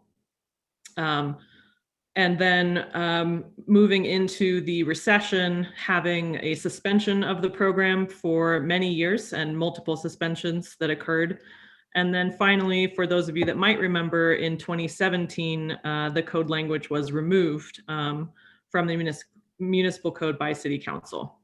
And for those of you that were not on City Council at the time, we've included here kind of what that discussion centered around of why the program was removed from the books, the challenges that it was facing, and some of the concerns that council had at the time to remove it as opposed to altering the program at that time.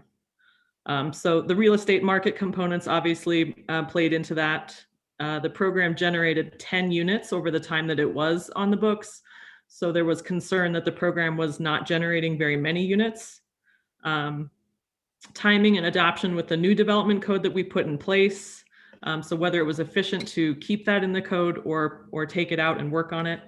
The multiple suspensions that City Council had voted on. And also, I would say a strong desire to improve the existing program, which is why this whole discussion came up in the first place. So I also go on to explain the 10 units that the program did generate. We had a few that were cleared due to foreclosure, and the remaining 7 deed restricted units were actually released from the program in 2018. So the deed restrictions were lifted from the property with some other processes for the property owners when other program challenges, including some escalating housing association fees, became untenable for some of those property owners. So we're talking about this because City Council has directed staff to revisit the program and bring back a draft revised inclusionary housing program, which our legal team has amazingly pulled together in a very short amount of time. Due to the process of adding this to code, we did take this draft ordinance to Planning and Zoning Commission. They reviewed the item at their regularly scheduled January 26th meeting and had a fairly robust discussion and some very good suggestions to revise the ordinance that we put before them. So I've included those in some bullet points here. which might make a little bit more sense once we get into the program, so we can come back to that. So we took Planning and Zoning Commissioner suggestions and incorporated that into what is before you this evening. I will say there were some other points of discussion with Planning and Zoning Commission that are more aimed at the community housing guidelines and not the ordinance itself. So that's the guiding document of how this program works. So I've also listed those here in bullet points for consideration. These would be things staff would take into consideration if and when we move forward with this program. We will need to update the community housing guidelines because they obviously have not been updated since 2017 when this was removed from the books. So I will explain briefly what the inclusionary housing program entails. I'm sure you'll have a lot of questions and we'll get to those.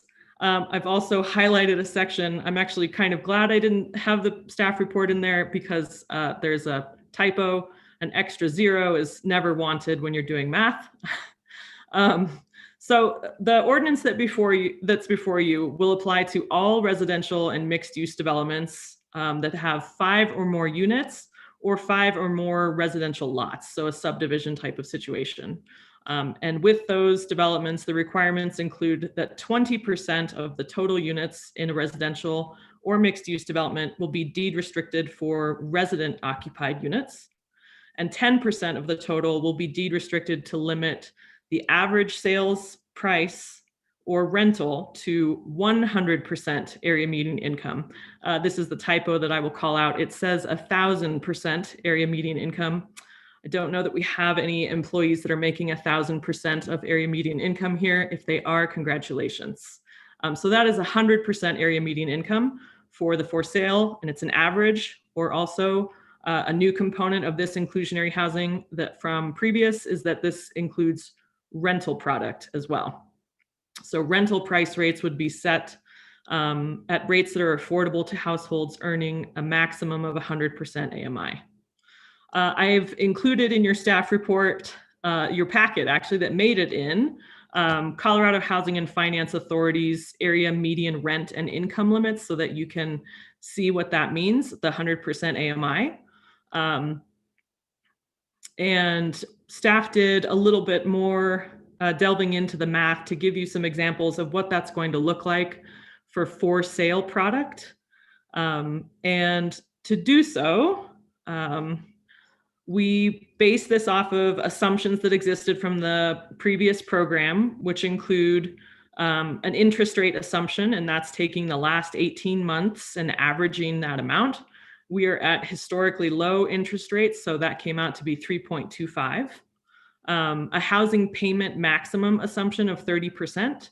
So that's kind of the widely held from the state standard as well, that housing payments should not exceed 30% of an individual's gross income. And then some other, how much principal and interest should be, taxes and insurance, as well as HOA fees, and then an assumption of a down payment of 5%. So these are the assumptions that went into coming up with some price points for you to imagine what developers would be limited to for sale product. I've included 80% AMI, 100% AMI, and 120% AMI so that you can see how these go. And also what it is for a 1-person household up through a 4-person household. This, depending on the program, and you'll see, and probably Carl will mention, other programs have assumptions that they base prices at a certain household number. For example, Carbondale starts their pricing assuming a 4-person household. So looking at we've set the average of 100% AMI for the for sale price. So there could be some in the 80% range, and then there could be others that are in the 120% range, so that all averages out to 100. You can see here for a 4-person household, area median income is $84,500, which equates to an affordable housing price of $352,000. And if you want to go over more of these prices, I can explain a little bit more. We use the Colorado Housing and Finance Authority's mortgage calculator, actually on their website, very helpful. to get that affordability, and you insert all of your assumptions, and then it gives you that price point. I also did include some current market reports for single family and condo in your packet. And then also the number here, just for comparison purposes, according to the Colorado Association of Realtors for 2020, the median single family home price was $625,000, and the condo median price of $330,000. So you can go back and look at the prices here and see that there is quite a gap between what we're experiencing currently in our market and what would be deemed affordable at even 100% or 120% of area median income. So along with the mandated 20% resident occupied and 10% deed restricted units, the ordinance includes some incentives for community housing for those projects that fall below the 5-unit threshold. And this could apply to all residential developments over 1 dwelling unit. And these specific incentives are meant to be flexible, as we've talked about some of these topics extensively, but have not quite implemented them yet. So that includes possible density bonus, and land use standard flexibility is also incorporated into that.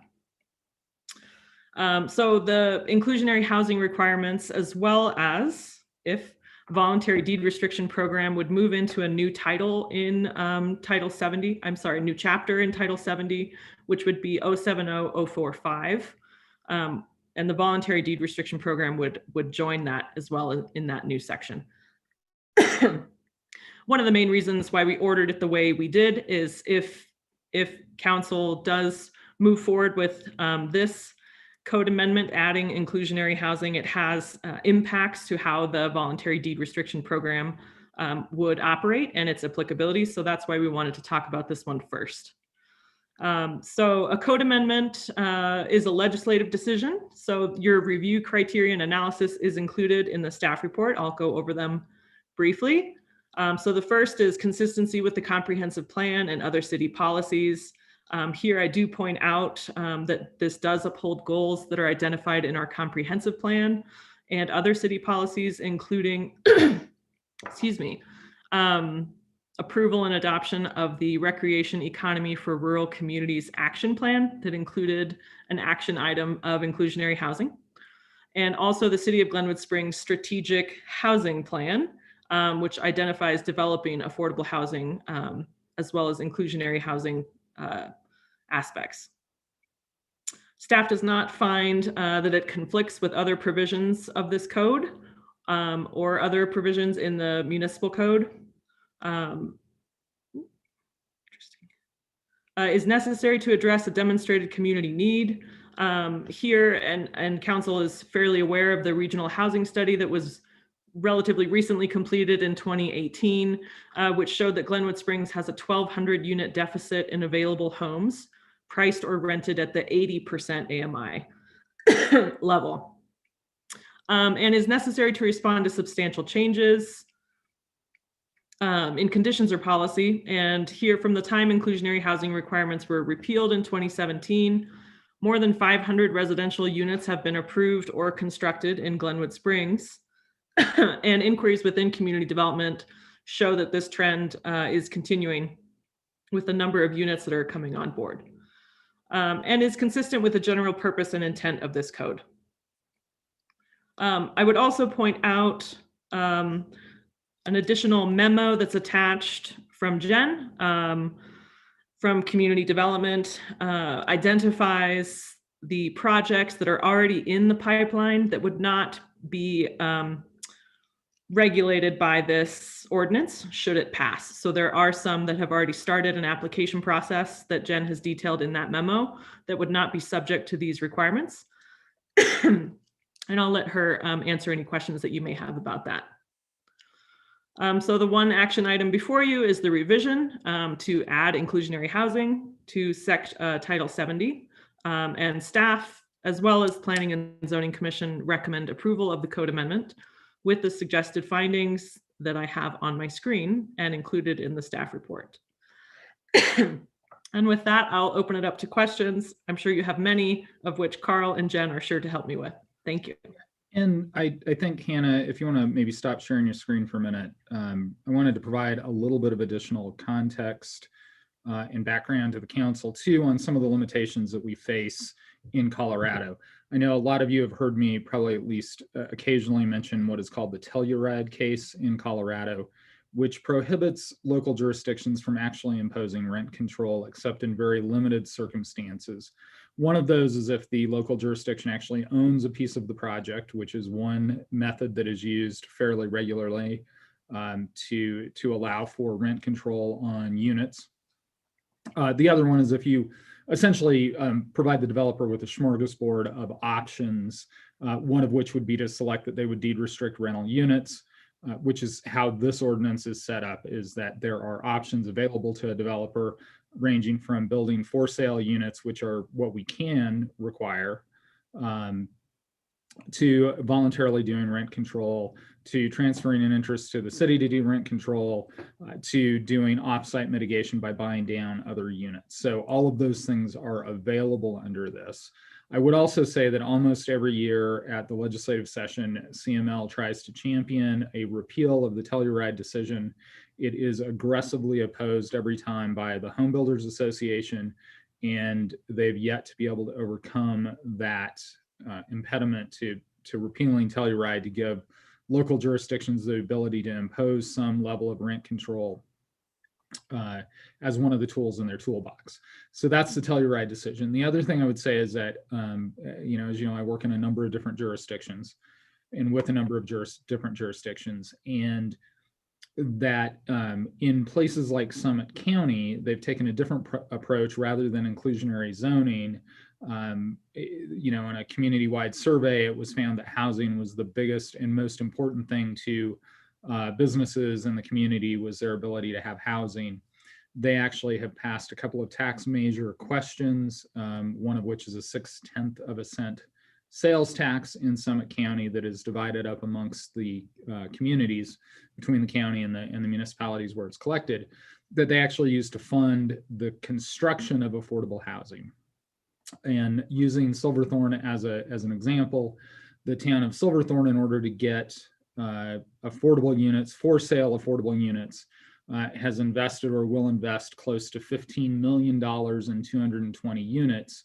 That includes providing the land that those units are being built on, and also buying down the difference between construction costs and what the sales price is going to be for each one of those units. That comes out to, on average, somewhere between $60,000 and $70,000 per unit of incentives to get affordable units on the ground and for sale affordable units. Because much like the 500 residential units that Hannah was talking about, they're seeing that most units coming online are rental units, which is what the bulk of those 500 units that we are looking at since 2017 are really, a vast majority of those are in some of the big residential apartment projects that have gone in Glenwood Springs.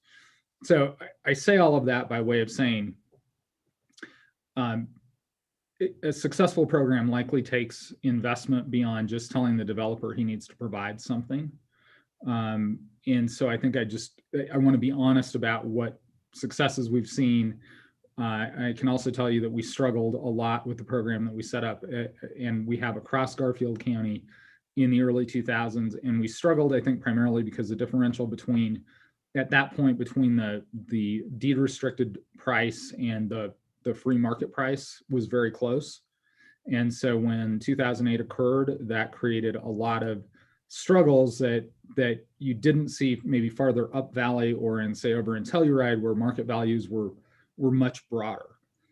With an average home price now in Glenwood being for a single family residence in the mid 600s, I think we're starting to see that differential that makes it, excuse me, possible for a program like this to work.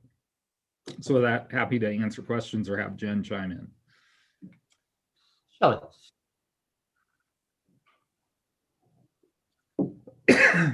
Thank you, Hannah.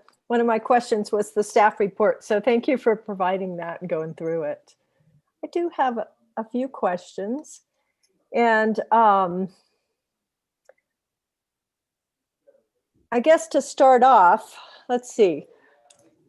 First one was, there's the kind of definition of employee and qualified resident definition. Does that set up that requirement, or it also refers to the guidelines?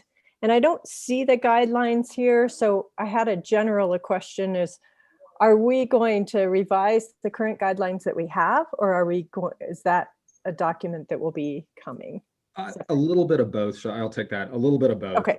We wanted to get kind of through this first reading with some of these big concepts, and frankly, a thumbs up or thumbs down if we're continuing forward before we start then drafting guidelines that match up to the concepts that are in here. And it'll probably be a combination of updating what we have as well as creating some new and a fair dose of plagiarism from other places that have already created them. Okay. But that was really why, because things like, do we want to do this at all? You know, incentives, you know, some of those big picture policy questions we wanted answered first before we spent a lot of time on the guidelines.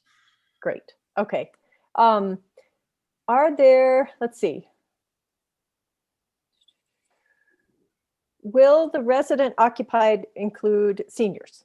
It says resident, it's not necessarily, but then I saw another place where it talked about working within the city limits. Right. That's actually one of those policy questions that comes back to council. That Okay. was raised by Catherine Grosscup on the Planning Commission with some comments.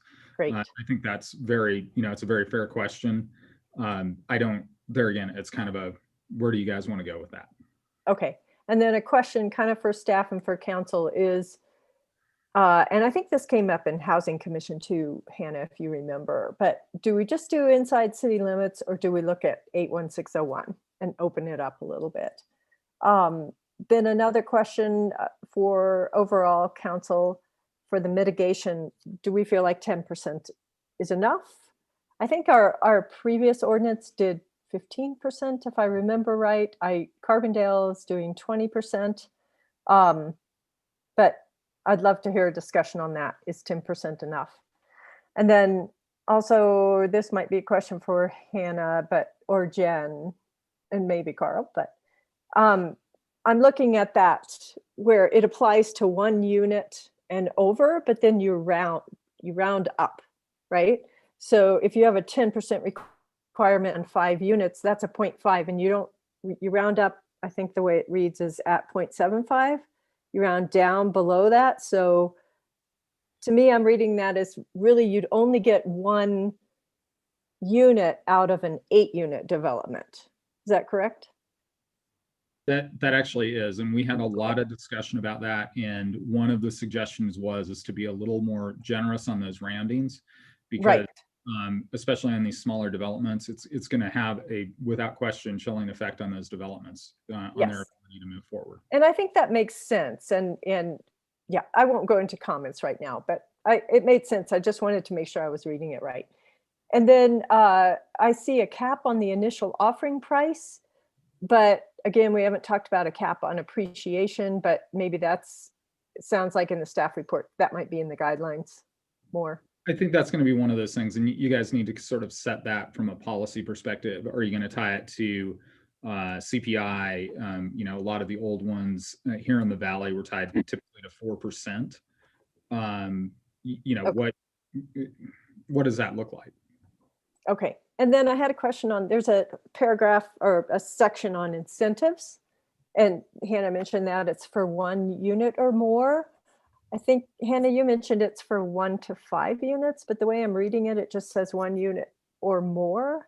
And there's incentives like the density bonus and some other ones. But if I'm reading it right, we're not really doing the fee waivers like we're doing in the voluntary program on this required inclusionary piece. Is that correct? Or am I missing that somewhere? Yeah, you're absolutely right. And we wanted to have a conversation about that because, you know, depending on what you want to put in the mix, in terms of incentives, right? Like a density bonus or a height bonus. Right. Those aren't available in the voluntary program. And by way of example, say we had a 300 units coming in. At this particular moment, where we're raising water rates, we're raising sewer rates, and we're struggling on those infrastructure sides. Are you comfortable waiving those fees? Or do we build it in, or do we require? Yeah. Right. Or do you, which is what other jurisdictions do, they pay back, they effectively waive, but that's part of that subsidy that they literally write a check to cover those fees out of the general fund into the water or sewer fund to make that incentive so that the water and sewer funds are whole. Okay. Pull it out of other resources. And like over in Summit County, they have a dedicated revenue stream to be able to write that check that we don't have here. But that's one of those questions for council that we were hesitant to put in fee waivers given where our utilities are at right now. I totally get that. And yeah, I see it as it's a great incentive for the voluntary program, but I don't know that we need it in the inclusionary piece. And then my other comment was mainly, it's more of a comment about the purpose paragraph. I think it looks like maybe that was brought in from somewhere else, but it speaks a lot to second home market, which we don't really have as much in Glenwood. It's not as much of an issue like it is in Summit County or even over towards in Eagle County. So we have a fairly high number of investments coming into town. Certainly we can change the way that's worded, and it's a purpose paragraph, and it really is reflective of you guys. But you'll remember when we did the whole discussion about short-term rentals, there was a great deal of discussion about the real estate market being so hot in Denver that we were seeing investment over here. Right. And so that was a little bit of that, whether it's second homeowners or investment properties, it has an impact. Yeah, and I know maybe those numbers have changed in the last year and a half, but I was in a housing meeting probably early 2020 or 2019, where they talked about, the numbers in Summit County and Eagle are like 68% second home ownership, whereas Garfield County's 10. So just it is very different. We can work on that purpose paragraph. I'm not attached to anything. I was just giving you the reasoning. Okay, great. Thanks. That's all the questions I have for now. All right. Sorry, Jonathan. Sorry, Mr. Mayor. Excuse me. No, I was just going to respond to one of Shelley's questions, and that's regarding the employment area. We did leave that at what the program was set before, which was set to Glenwood Springs city limits, which is different from our voluntary program, which is the 81601 zip code. So a little difference there that I just wanted to clarify. Sorry, Mr. Mayor. Back to you. No, thank you very much. You can interrupt me anytime. Charlie and Ingrid. And let's try to keep focused on questions. Thank you. I will. I have just a couple of questions. And Hannah, I think you just answered one, because I saw the 81601 in two different things being different. And I assume there's a reason behind that. Is that correct?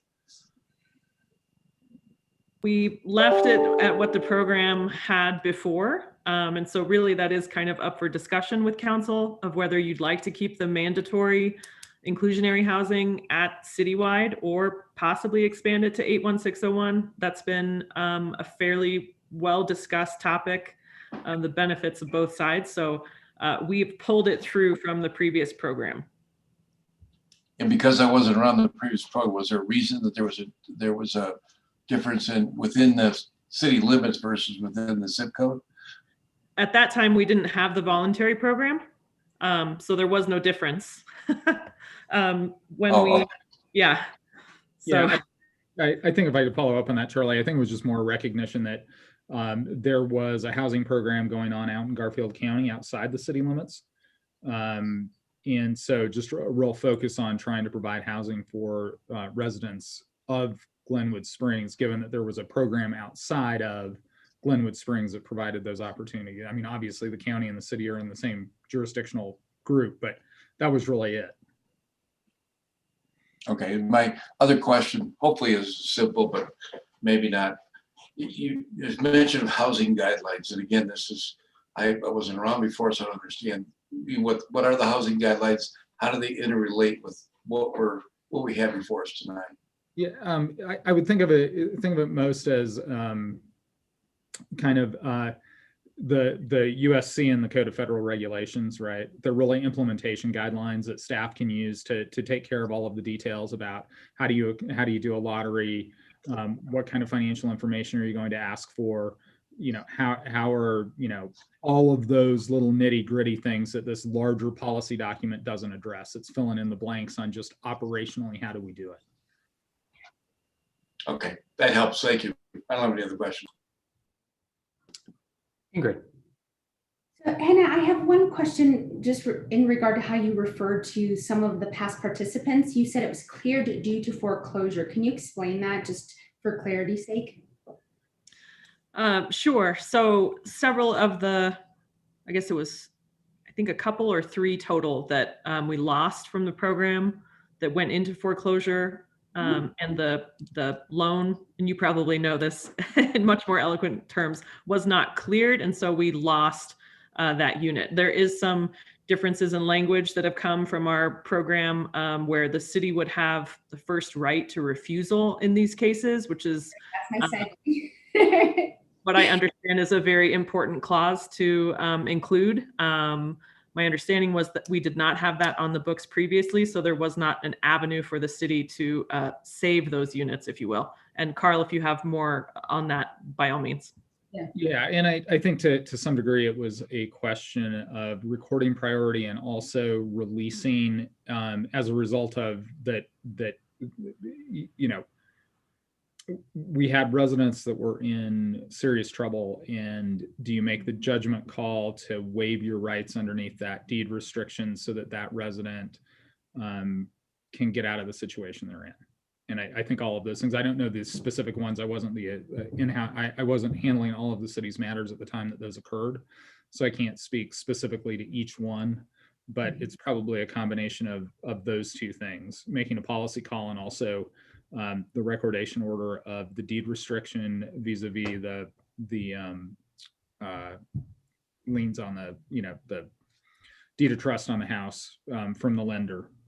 And there was probably a judgment at that time. We were definitely in an unusual and very dire financial chapter of history. So I think that's a nice segue though for me, is that when we evaluate what qualifies as AMI and all those things, in the event that we had a significant financial event again, how quickly are we reevaluating where AMI is and where we want to be with these amortization schedules of sort? Sorry. Yeah, I think it's kind of an annual report on AMI that we see come out. Okay. So it would be as responsive as anything else that we would have to look to. I do think that where the differential between the free market and the deed restricted was so close in, say, 2008, 2009, that was part of the problem we had. If you have a bigger differential between the two, that dip in the real estate market doesn't hit the affordable housing units as hard. Yeah, that makes sense. So it mentions in our staff report that no developer has taken advantage of the voluntary program, but I just want to clarify that the new project adjacent to Discount Tires, are they not anticipating using the deed restriction? It's going to be a little bit different of a program because that is it's a tax credit program, I believe. So to clarify the difference, that this is not the voluntary program. Right. Okay, great. And then my last question is just on equity increases. So those that are going to take advantage of the discounted purchase price to be primary occupant owners, not rental rates, where are we allowing? Because I know historically, even up in Carbondale, they've always allowed a certain amount of equity to build just because it is home ownership. How are we adjusting for that? And then also, are we putting timeframes on ownership so that they have to live in it a certain amount of time in order to appreciate that equity? I think the answer to is yes. And then also that's really a policy question. And that's what I mentioned with Shelley. Okay, great. Historically in the Valley, 4% was a number that we all tagged in the early 2000s when we were like kind of feeling around to figure out what worked best. I don't know what should it be tied to CPI? Should it be a flat rate like 4%? Actually looking to some of you folks in the real estate industry that might have a better sense of what seems equitable. Yeah, don't use the last couple of years. What's that? Don't use the last couple of years because they've climbed so quickly. It's hard to, you need to analyze it. I mean, I will tell you, having done some of the developments in Carbondale on the private side, we would see units flipped 2 or 3 times before we had a CO on them because prices were rising so fast.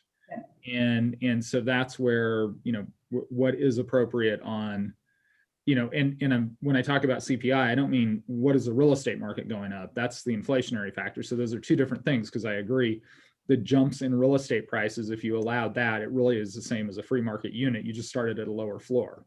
Mm-hmm. Right? Yeah. So it's things that I would like to make sure that we're addressing really timely and very thoroughly when we talk about policy. So thank you. Those are my questions. Oh, questions?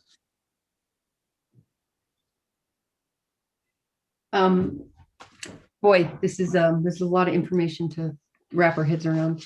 The market conversion, where an owner of a deed restricted unit can convert a unit to rent or sale at market rate upon a written notice. Is that just kind of a pass to move out of this agreement? I didn't quite get why that's in there if we're trying to. Section, where are you looking at that in the? I'm on page 115 of the packet. That doesn't really help you though, does it? Where else can I find this?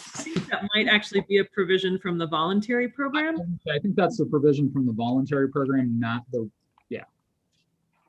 Okay, so that document was in our packet then? You showed us the voluntary program and we compared it, because like I said, I was trying to compare apples to oranges, and we've already talked about the 81601 zip code and let me get back to the voluntary versus. So in the longer version, the reason we were doing the ordinance 1 first, it includes renumbering the voluntary provisions to move them into a new 070045. And so those provisions are in the voluntary one included because of the renumbering. Got it. Okay, thanks, Carl. Like I said, it's a lot of information. I'm like looking at these notes. So the other question was to Jen, actually. So those 3 developments or potential developments that are like, these would not be included if we make these changes because they're already in process. I understand that why we can't do it, but what happens if they're not approved? For any reason? I know like one is an annexation and a development. There's 2 others that are developments. And if something stumbles, it doesn't work. Do they always, like if they come back to the table based on that first, no, where they are right now? How does that work? Yeah, a couple of different things there. One is the annexation obviously is a whole different thing in terms of it is really a contract negotiation between us and somebody who is outside the city limits. And the city being willing to accept them in. And so with regard to the annexation, we can negotiate for a wide variety of things, including housing, affordable housing, if that's what the priority of council is with that annexation. As to those others, if they are denied, the code has a requirement that you wait 6 months to come back unless you have, unless the director finds that there are substantial changes to the project. So when it came back underneath whatever guise it would be subject to, those projects would be subject to these new regulations or any other new regulations we might have at the time. Okay, I just wanted to understand that. Thank you. Yeah, my questions overlap between the 2 different ones. So I think that's it for this one. Thank you. Any other questions? Seeing none, any other comments by staff? Jen, we have not heard from you. Okay, she's going to be there to bear the brunt of our comments in a few minutes. Smart. All right, we will now open up for public comment. I see Mr. Gary Vick's hands up. Mr. Vick, you have 3 minutes.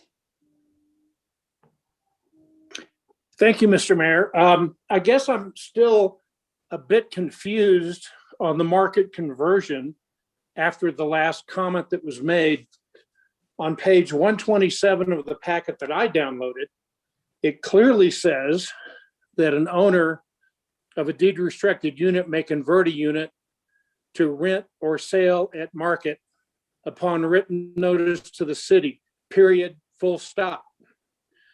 So I guess I'd like to ask if that's true, if I'm a builder and I have to get into the program, but I can market, but I can opt out later.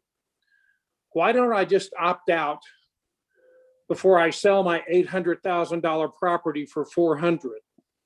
Or to one of the earlier questions, why don't I take the $400,000 property that I bought because I qualified for it, pay you the $30,000 or $40,000 in fees that you have waived,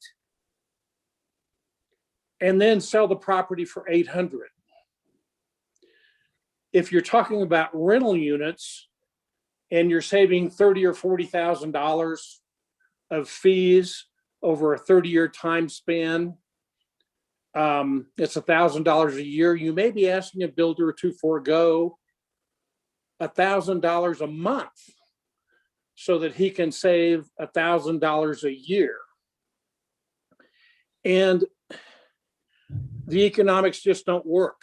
On page 131 of the handout, Hannah notes that developers have pointed to the financial costs being unfeasible. And in the copy that I have of this document, section 4 states on page 132 of the handout, and this is regarding meeting the requirements of the code. And I know she amended this in the 617 email, which I certainly didn't get, but she says the amendment addresses the program deficiencies after 2 years of implementation. I see no addressing of the economic deficiencies in this code. Now, if I'm missing something, explain it, because it's certainly not clear if, as a builder, somebody can come in and opt out on his own. If he's forced into the program, I think Carl mentioned that there are state regulations that preclude you from regulating him in perpetuity. So some clarifications, some questions, and Hannah and Carl, could you go over the numbers and explain to me why this incents a builder to do this? That's all I've got. Mr. Vick, you are, as always, incredibly, you milk that 3 minutes to the very end and you wrap up. I appreciate that, so thank you. Let's see. Let's take a couple of the easy questions, Carl, if you can, on that. And if there's something that is super in-depth, maybe let's get back to Gary on some of those things. Yeah, sure. Let me just do a couple of things really quick. So at the very end of this document, currently in the city code, we have a voluntary program to put units into as deed restricted rental units, whereby we waive certain fees. That program is the section that Mr. Vick is referring to that has the market conversion. It is not the larger involuntary program, which is what the new section of the code really is, everything up above, in terms of being required to commit whether it's 10 or 15 or 20% of units to deed restricted units. So that's that difference, which is what I was describing to Paula, is that applies only to the voluntary program. And it's clear we need to add some language in there to, even though it is in the voluntary section, to repeat voluntary again.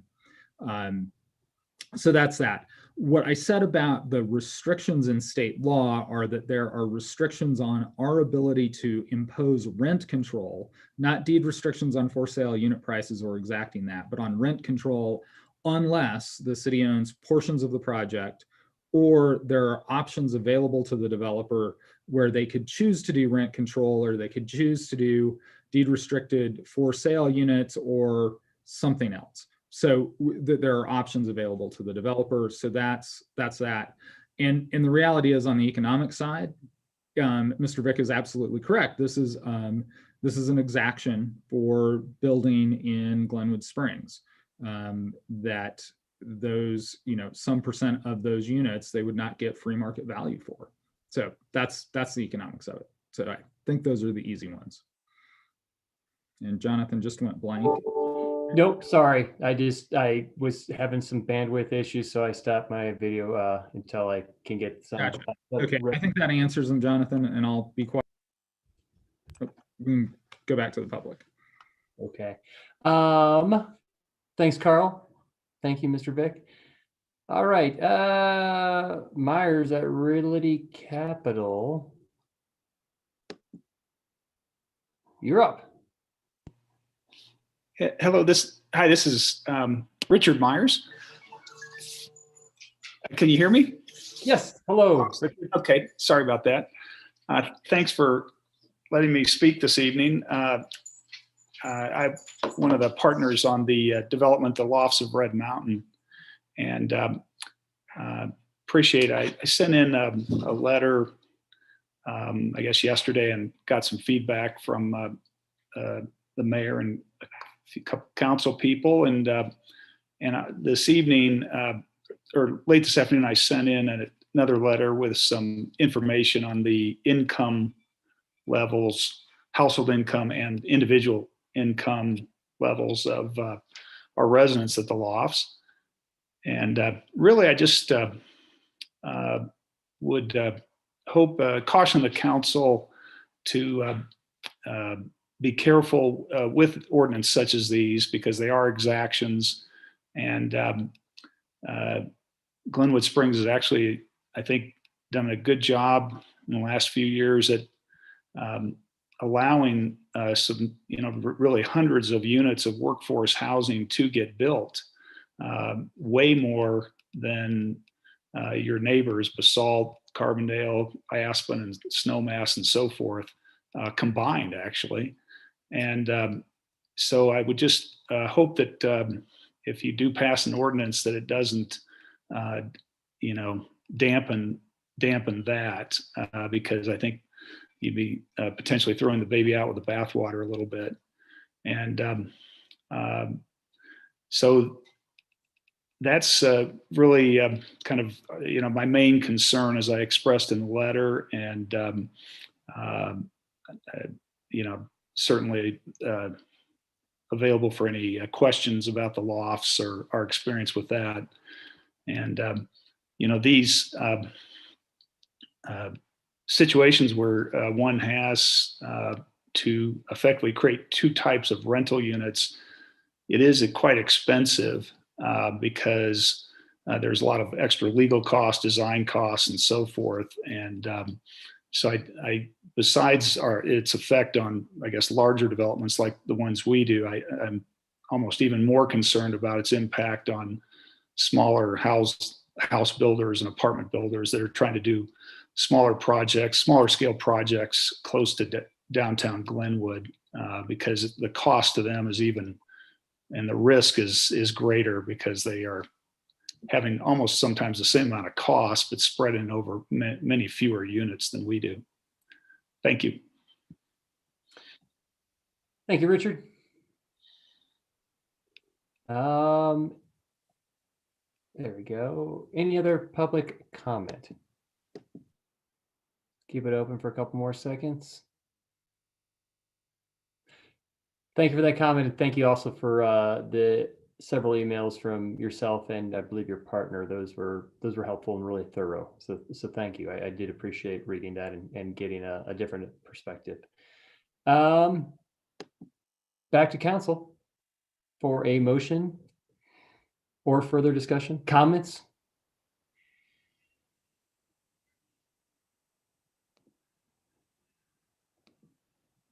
Okay, Ingrid, thank you. I'm going to make a motion, but it's going to also have a bit of a amendment to the recommendation. And I'm going to make a motion for approval of the code amendment to 070, 040, 020 affordable and workforce housing to include inclusionary housing and the ordinance that was recommended, but I would like to increase the number of units from 5 to 10.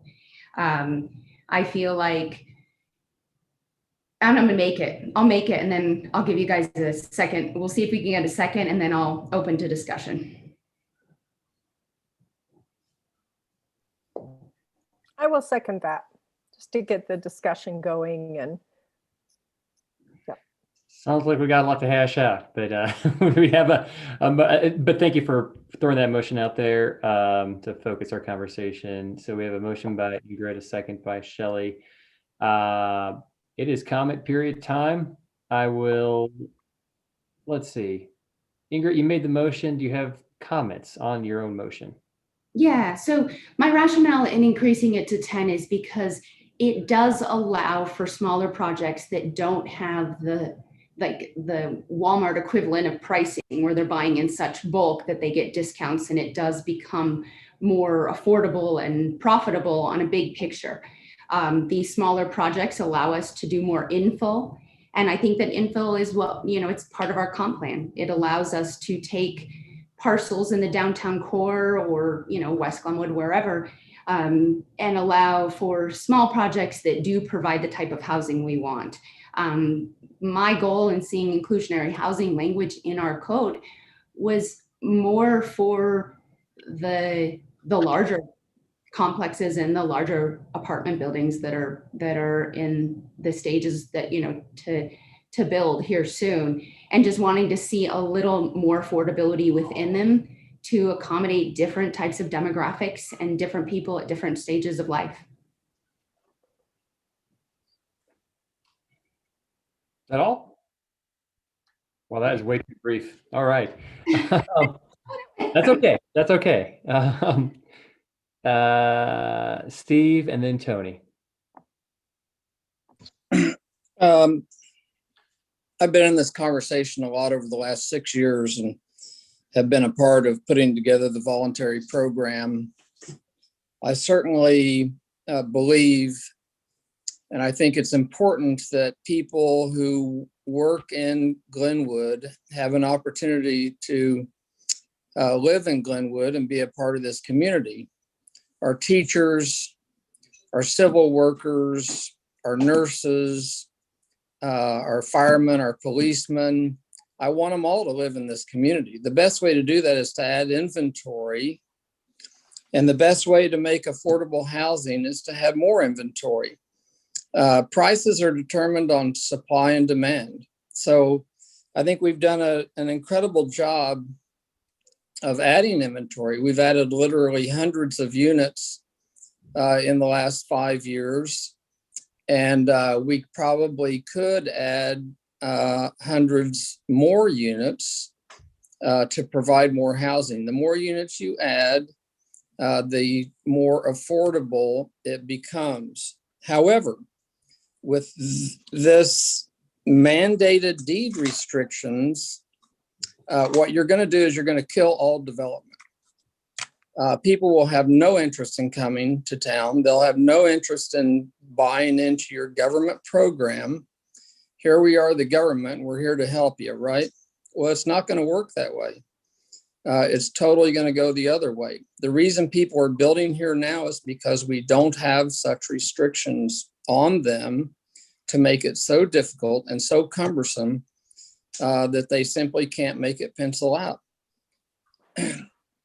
I guess that's me for now. I'll reserve my time. All right. Tony. Well, I agree with what Steve said. Having grown up in Aspen, I can tell you that I heard Mr. Davis paraphrase Ronald Reagan, and the most scariest words in the English language are, "I'm here from the government and I'm here to help you. I think he's absolutely correct. I appreciate Ms. Rousseau and her amendment, but I wouldn't support this, whatever the number is. This is why we have a free market. The free market works. It is not the government's job to interfere in that free market. And I appreciate Mr. Vick and Mr. Myers. Thank you. Ingrid. I just wanted to mention something along the lines of what Steve said, and that is that if you want teachers to live in this community, and like Carl said, the chasm between where we are right now for a single family home and where we are for affordable housing is growing. It's growing infinitely fast. And if you look at Aspen as an example, if it weren't for affordable housing units, you wouldn't have teachers who could afford to live in Aspen in that community. And so this to me is a proactive move, knowing that our pricing will continue to increase. We're becoming more and more desirable and real estate prices continue to increase. And this is an opportunity for us to set a precedent that we do want a diverse group of people in our community and not just the people who can afford a $600,000 house on a teacher's income. I know a lot of teachers and nurses were able to secure real estate and buy into our community because of the recession and because of pricing in 2011 and 12, and they couldn't afford to do it now. And so I think that we have the opportunity, and I love supply demand. Believe me, I appreciate it. I think it historically does work in a lot of different scenarios. I just don't know that the real estate industry here in Glenwood and because of our geological proximity and just how we have such limited places to build, I just don't know that it's feasible to allow supply and demand to meet these needs. Thanks, Ingrid. And normally I go last, but I'm just itching to respond to a few things. So let me jump in and get some stuff off my chest. I'm here from the government. I'm here to help the scariest language or words into the English language. Tell that to the people in Texas right now that are literally freezing to death. I bet they wish that they had a little bit more government. They would have put a little bit more regulation on the utilities to winterize their oil and gas, coal, and yes, renewable energy, but they didn't. The government was not there to help them, and now there's people dying in Texas. So I want to push back a little bit on that. I also think that, to Ingrid's point, that Aspen 40 years ago started a program that in its infancy probably started up with a discussion like this. Now they have 3,000 units in Pitkin County. So that works. In my own personal experience, I moved in this neighborhood about 15 years ago, and I wouldn't say it was a working class neighborhood, but definitely had working class, a good portion that was working class. And now that's not the case. Working class people end up moving out, going down valley, and professionals move in, or doctors, lawyers, or retirees, or second homeowners. And it is making our communities less diverse. I don't know about the Steve, I want to get the balance right. To your point, it kills all development, the comment you made. I want to make sure that whether it's 10 units versus 5, or whether it's 10% versus 5% or 15%, I want to take baby steps so we don't have a chilling effect and a cliff effect. And I don't know where that number is correctly. I kind of view this program as having an arrow in the quiver, so that developers kind of know what they're getting into. I remember a developer when I first got on city council that came to us and had the audacity. He was from Texas. He's probably cold tonight. He had the audacity to ask for $1 million worth of fee waivers. And that was our fire department. That was our utilities. And hey, good on him for asking, but we needed the housing. And at that time, this was 4 years ago, we thought that just getting the housing was enough to maybe give this guy $1 million. A fire engine costs $1 million, just for reference sake. And so I think we're past that, where we need to be just giving away millions of dollars to developers for the blessing of providing us housing, because we have like 500 units either built or approved currently since that conversation took place 4 years ago.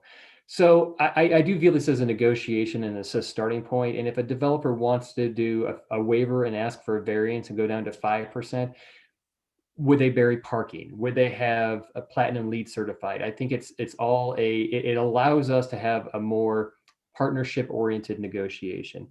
I don't know that it has killed the development in Carbondale. I see residential stuff going up all over Carbondale with a 20%, and Carbondale is not Aspen. We're not Carbondale, understandably, but we're a lot closer to Carbondale than we are Aspen. I would say that we keep it to Glenwood employees only. If people want to live in Glenwood and work out in Garfield County, that is Garfield County's issue and problem, and employer's problem. I'm not set on that. If people want to talk about 81601, I'd be okay with that. But what happens, Mr. Myers, and Mr. Myers is in the audience, so I'm giving you tongue-in-cheek kind of crap about asking for that $1 million 4 years ago. So take it for what it's worth. But you did make a really good point, I thought, in your email that said, what happens when these people move? I would want, if somebody moves, I hate how our healthcare system right now ties people to jobs that they may not like, want, or are fulfilling. I think having a national healthcare would allow people to move different careers and take more entrepreneurial risk without having to risk their family's health insurance. I have seen this also happen with housing that's tied to employment, where people are not able to take a risk and do things because they just can't afford for their family potentially to be out in the street in the free market economy. And as far as supply and demand, I absolutely agree with that, but there's a supply and demand right now on Highway 82. There is more demand than there is lanes. We can't make enough lanes because we're geographically and constricted. So yes, in an ideal, economic textbook, yes, we would just have 8 lanes of Highway 82 going through our town because you would increase supply to meet demand. We have mountains, we have hillsides in Iowa, in Tulsa, Pennsylvania, Florida, and other places where you just have farmland. There really isn't a supply issue. There's a demand issue. Here we have almost unlimited demand, and we have very little ability to provide a supply without doing things like infill and height and density bonuses. Lastly, and I don't know if we're able to do this or it's even worth having the conversation, but I think we should take care of our city employees first. 70% of our workforce commutes into town. I think I remember hearing that at some point. If it's around that, if there's a way that we could start this program and give us like I don't know if it's an extra special bonus, but special consideration for city employees, since it's going to be a city-run administered program. Let's have that part of our compensation plan. Let's make Glenwood a great place to work for as well as to live. Those are my initial comments. Thank you very much for letting me get those off my chest succinctly and rapid firely. Shelley. Thanks, Jonathan. Great comments and entertaining to boot. So appreciate that.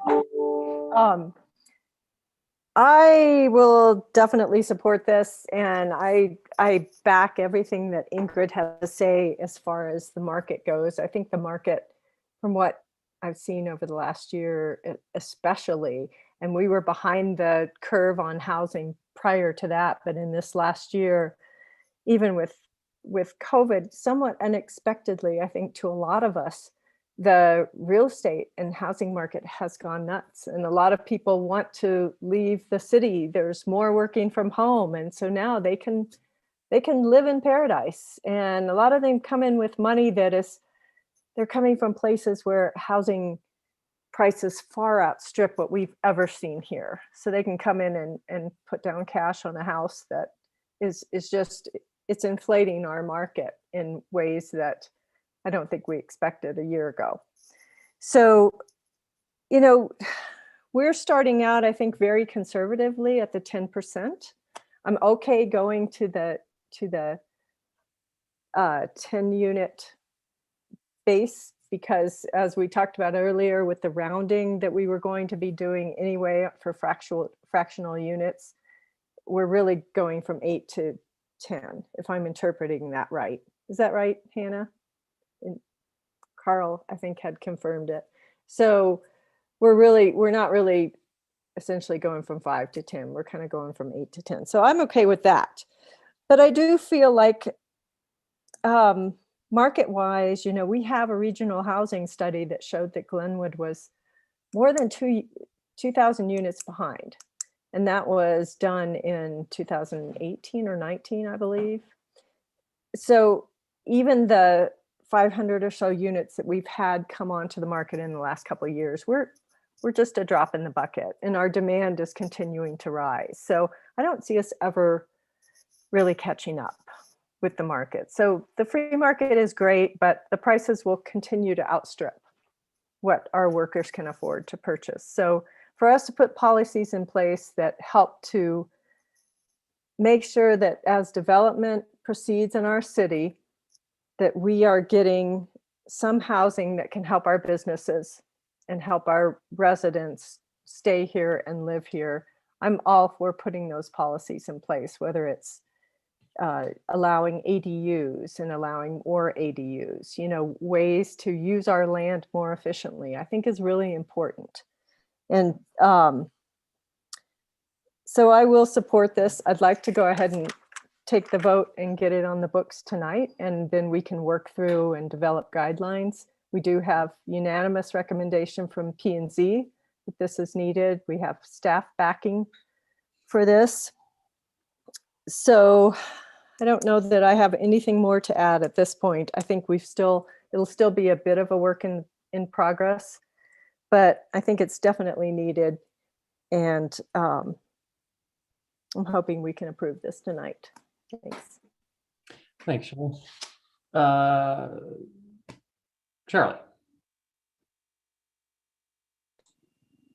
I think Paula was first, and I'll defer to Paula. I'll have a couple probably concluding comments. Go ahead, Paul. Thanks, Charlie. Yeah, supply and demand doesn't work just to the consumer, it works to the business people. If houses are selling for mid 600,000s and townhomes over 300,000, I'm pretty sure developers are going to still look at our community and go, this is a great place to invest, even if I have to sacrifice some of my units. That's the balance to it. And what that does is it allows for us to take care of a bigger and better community into the future. We've heard discussions in this council about people who want caps on growth in the area. We've heard discussions about what our traffic problems are that Jonathan expressed earlier. We need to find opportunities that we have living space in town for people who work here to mitigate some of those problems that we have right now. And as I've said in the past, to allow us to have a young and vibrant next generation community who's going to support this community into when I'm in my 80s and 90s. We have to have those people here. We have to have opportunities for them. If we don't, and we leave this to second home owners, it's not going to be for the health of this community. So I really think we have to be proactive. Government has its role, and it has its role in supporting different things that sometimes people go, no, I don't want you to do that. I want it on a free market basis. And that doesn't always work for us. It doesn't work in any town or any city. There are sometimes we have to step forward and go, let's provide some assets.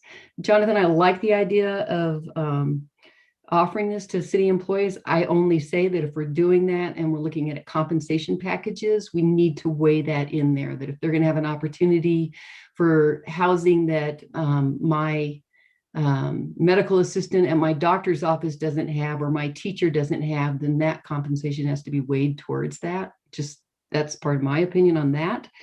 And I would like us to see us pass this tonight. So I agree with some of those comments from Shelley and Ingrid and Jonathan up to this point. Thanks, Paul. Charlie.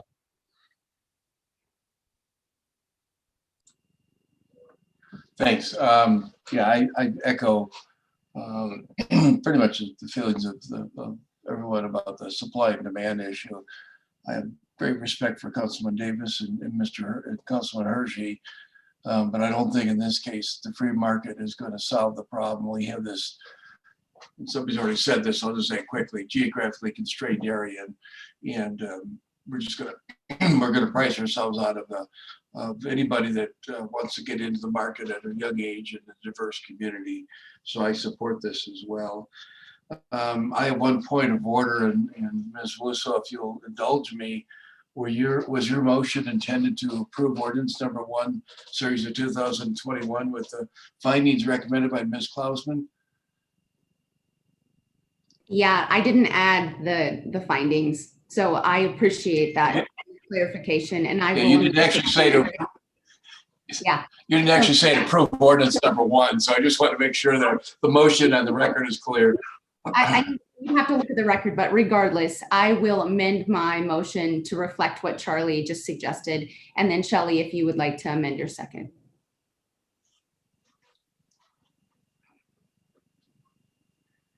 Yes, I will amend my second. I was just going over the staff report to see that, yeah, that we had all the numbers right in the findings. Deborah. It's just Hannah suggested the findings at the bottom of her staff report that she showed us and sent us out tonight, that there's 5 findings. So just if those are included, I think we need that for that comply with procedural. our comprehensive plan and yes, I amend my second. With that, I call a question. I just want to make Deborah. very clear that there is no way there will be a housing benefit for employees in this compensation study at this point. So I would not consider that part of this because there would never be enough housing built for it to matter. And can I? Thank you for adding that. I agree that we should limit this to employees of the community, and I forgot to add that before, so I apologize. Not to the city employees, but employees of Glenwood. Yeah. So I think that Jonathan was just throwing out that like in a dreamy world, we would have that benefit. But my motion was just to approve the ordinance 1 and just with the findings. But the only change that I added was to go from 5 to 10 units based on the way that the ordinance is currently proposed. Can I ask one amendment, just if you would be interested? Can I ask that as the person who did the second? Would you be interested in going with the 81610 area just to have it align with our voluntary program, or does council see advantages to us having 2 different areas? Can I make a suggestion? One is that this is on first reading, and this might be a really good subject for you guys to think about and maybe amend on second reading, because it's kind of a big thing, and I think it might be something that as you talk to people and people know that this is out there, I think it might provide clarity on that. That sounds fine. I'm good with that. I think we're gonna have a lot more conversation. I think this is the start of a conversation. I think we wanted to get our foot in the door. I think that staff, P&Z have done a lot of work to do that. One thing I will just recommend that it gets kicked around by other people, whether it be staff or P&Z at some point, but because of the opportunity zone tax credits, tax advantages, that has created a scenario where it's the government kind of juicing ownership of multifamilies, and that's what we have seen. I think the thing that we're missing in the community is a diversity of housing. Ingrid, as a realtor, I'm sure that you can attest to the dearth of townhomes and duplexes that don't really exist in this town for the most part. I mean, $500,000 is the townhome in Deborah's neighborhood. So I think if we can do something, not to get too complicated with this, obviously I'm not putting this as part of the motion, but something about incentivizing diversity of housing and being able to have that as a bonus point, or waiving some of that, or going up to 15 units potentially. Because I think that's one of those things that I think if we're going to social engineer with this, we should also try to do that as well. So with all that being said, is there any other further comments, questions? No, let's call the question. All those in favor signify by, I'm sorry, let's call the, let's do a roll call vote. Go ahead, Ryan, you're on. Nice. So, Councilman Wusso, Yes. Mayor Godis, Yes. Councilman Hershey, No. Councilman Stepp, Yes. Councilman Davis, Of course not. Mayor Pro Tem Kaup, Yes. Councilman Willman, Yes.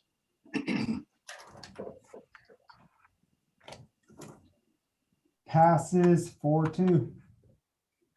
I think 5-2, but maybe I counted wrong. No, you counted right. I Sorry. didn't get this job on math. Aspen High School. All right, next item. Let me get that up. Item number 16, planning file 01-21. This is voluntary deed restriction program code revision. That's me again, Mayor.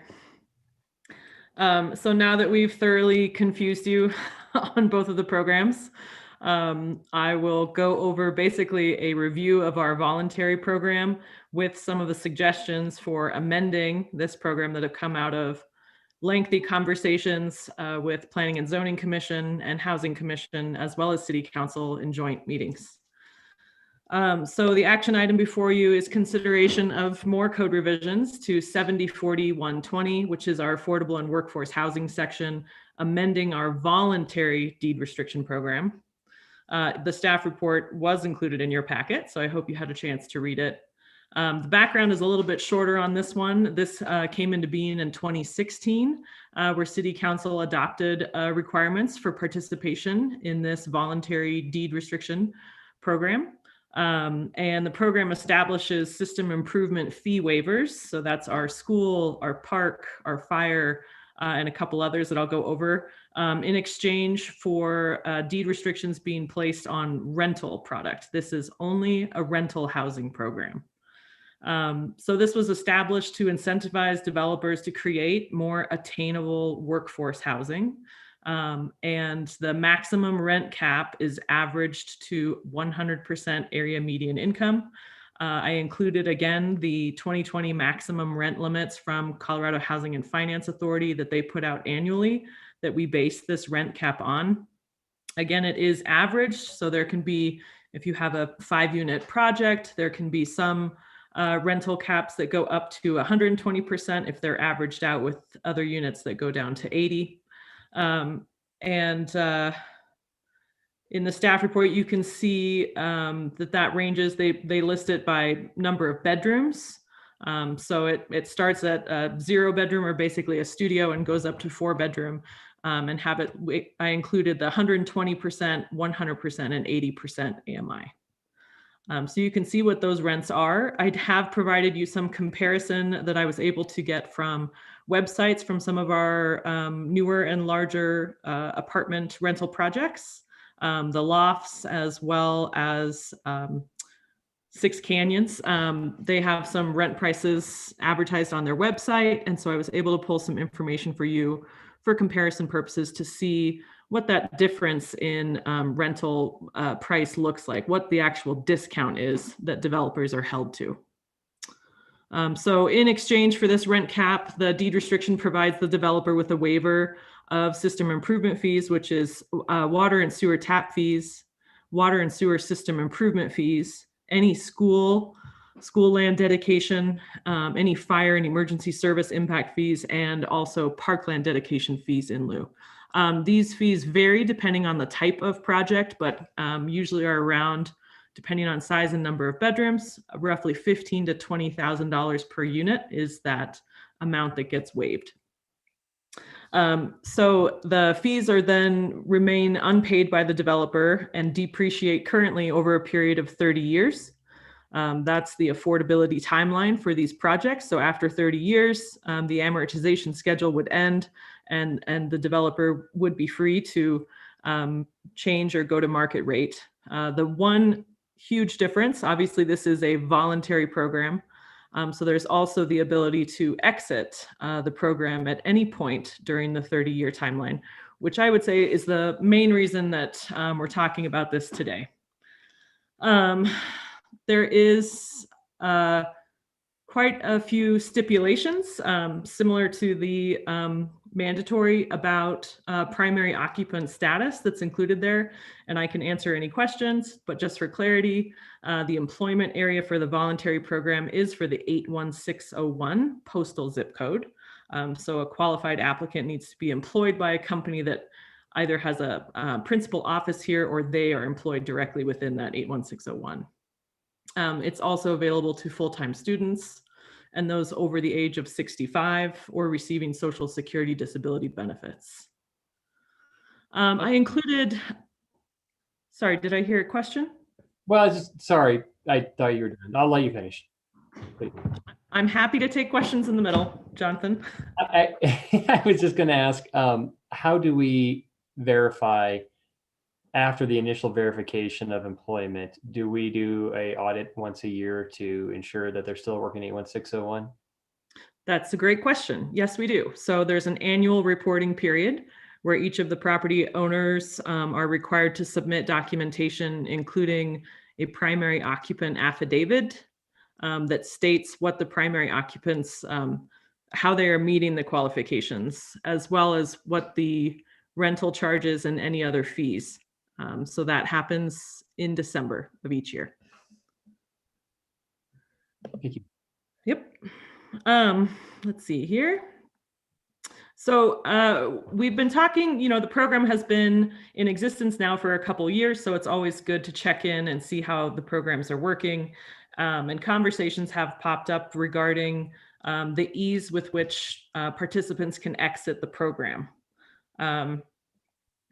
So, and from a staff perspective, obviously we have discussions with developers and can really evaluate the program's progress based on perceived and actual challenges and make recommendations. So this has been discussed with our Housing Commission and also come up at several of the joint affordable housing work sessions that we've had. Some of the issues that I've enumerated in the staff report, I've pointed to the early program withdrawal. So the intent of the program is to provide an incentive for developers to deed restrict rental prices at a maximum of 120% AMI in exchange for the fee waivers. And obviously the benefit there to the city is the prolonged public benefit of attainable housing, hence the 30-year timeline. So when a participant exits the program early, that benefit is cut short, to put it very simply. We've also had a little bit of challenging in our annual reporting that I just described a little bit. So it is an annual reporting that occurs. We're in-house handling that reporting currently. If the program were to expand greatly, we would possibly look at outside assistance for that, such as Garfield County Housing Authority. So we have a primary occupant affidavit that certifies qualification status. Also reporting includes duration of each qualified occupant stay and the amount of rent and fees charged. Participating developers have struggled with tenant turnover. And also we did have our first case where a tenant that was occupying one of our units then received a different job that was no longer within 81601. And the way the program is set up, that type of tenant would be able to finish the lease that has been signed, but they would not be able to renew the lease.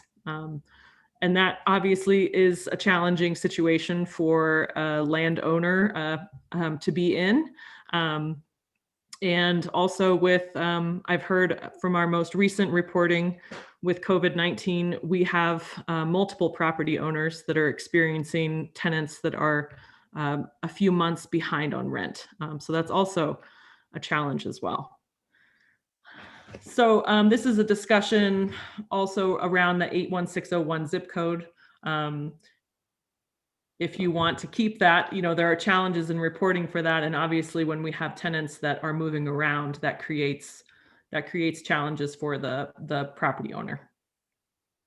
I have included a active units report that's attached to your staff report that shows you how many units we currently have in, which is roughly 45. And to speak to the early withdrawal, we've had 3 instances where 2 instances where the entire property or project has been removed from the program, and 1 instance where a larger project reduced the number of units that they had in the program. So you can see in that report, we have roughly 45 currently participating, and the largest participant is the RE1 school district. Sorry, I mistake that one all the time. And obviously they have an ingrained benefit with this program as they're housing their teachers. And so their benefit is kind of twofold. I also kind of detail, and we've discussed this and it has been brought up by the public, program participation and drawbacks. None of our larger apartment developments that have come in and been approved since this voluntary program was on the books have chosen to participate in this program. In community development, when we have these housing projects come in, we obviously kind of promote this as an option and put it out there for the developers to see if it's something that will work for them. And quite frequently, or in all cases of these larger developments, they have pointed to the qualifications for primary occupancy being somewhat prohibitive, and the financial cost being unfeasible in their performance that they work out. So this is important to consider when reviewing what type of developments are using the program and who also might use this program in the future.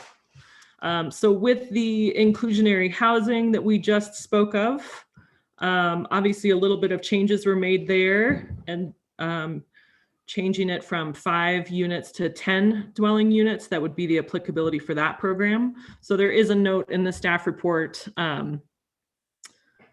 that, that changes who's going to participate in this program as well. Obviously, if you've got a mandated requirement, those people are not going to be participating in this one. But with the 10 unit change, I think that makes a difference here. So let's get to the meat of this. The main project, the main program change here is how the depreciation of fees occurs. And so currently the program is a straight line depreciation over 30 years. And our proposed change includes deferring that depreciation for the first 3 years of the program. And then depreciation would occur beginning in year 4 through 10 at 20% of the total. And then finally in years 11 through 30 would be the straight line depreciation of the remainder. I did include a graph to show kind of how that works visually so that you can see it kind of as more of a step down program. I provided that for just a example project that came in with $10,000 of fee waivers. So you can see how that works. So the intent of this change is to discourage an early withdrawal from the program while still maintaining the benefit to the developer of the deferred cost of those fees. This was discussed with Planning and Zoning Commission, and as I noted, some of the commissioners were pushing for the 5-year mark where there was no depreciation. So I will just mention that as for consideration for council as well. Ultimately, Planning and Zoning Commission did recommend approval for the 3-year mark for depreciation to begin.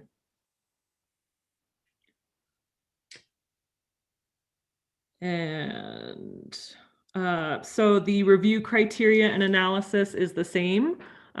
This is a code amendment. And so I have detailed how this meets consistency with the comprehensive plan and other city policies. Does not conflict with other provisions. It's a small proposed change in depreciation calculations. So it's not really a very large program change. So it does not conflict with other areas of municipal code. Is necessary to address a community need. The code section and proposed changes are part of the city's effort to provide, as we've been talking about, attainable workforce housing And again, according to the most recent regional housing study, Glenwood Springs has a 1,400 unit deficit in available homes priced or rented at 120% AMI and below. That's slightly larger than the number that I quoted for 80% AMI and below previously. Is necessary to respond to substantial changes. The amendment addresses program deficiencies or perceived deficiencies after 2 years of implementation. So really just a review of the program and recommendation. And the proposed amendment is in line with the purpose and intent of the code. As I mentioned before, Housing Commission discussed the proposed changes, and the discussion focused on how to maximize the longevity of that public benefit while also balancing developer benefit and feasibility. Housing Commission does have some smaller developers on it, and so they did voice concern that we didn't make this so cumbersome that no one wanted to participate in the program. So that was a lengthy discussion, and eventually they all came to agreement on the minimum of 3 years change in deferment of fee depreciation. So staff and Planning and Zoning Commission are recommending approval of the code amendment with the suggested findings included in the staff report. And with that, I will open it up to questions. Thank you. Shelley. You're Thank muted. you, Hannah, for going through that. And I think these changes are good. We went over them in Housing Commission, and I think they will help to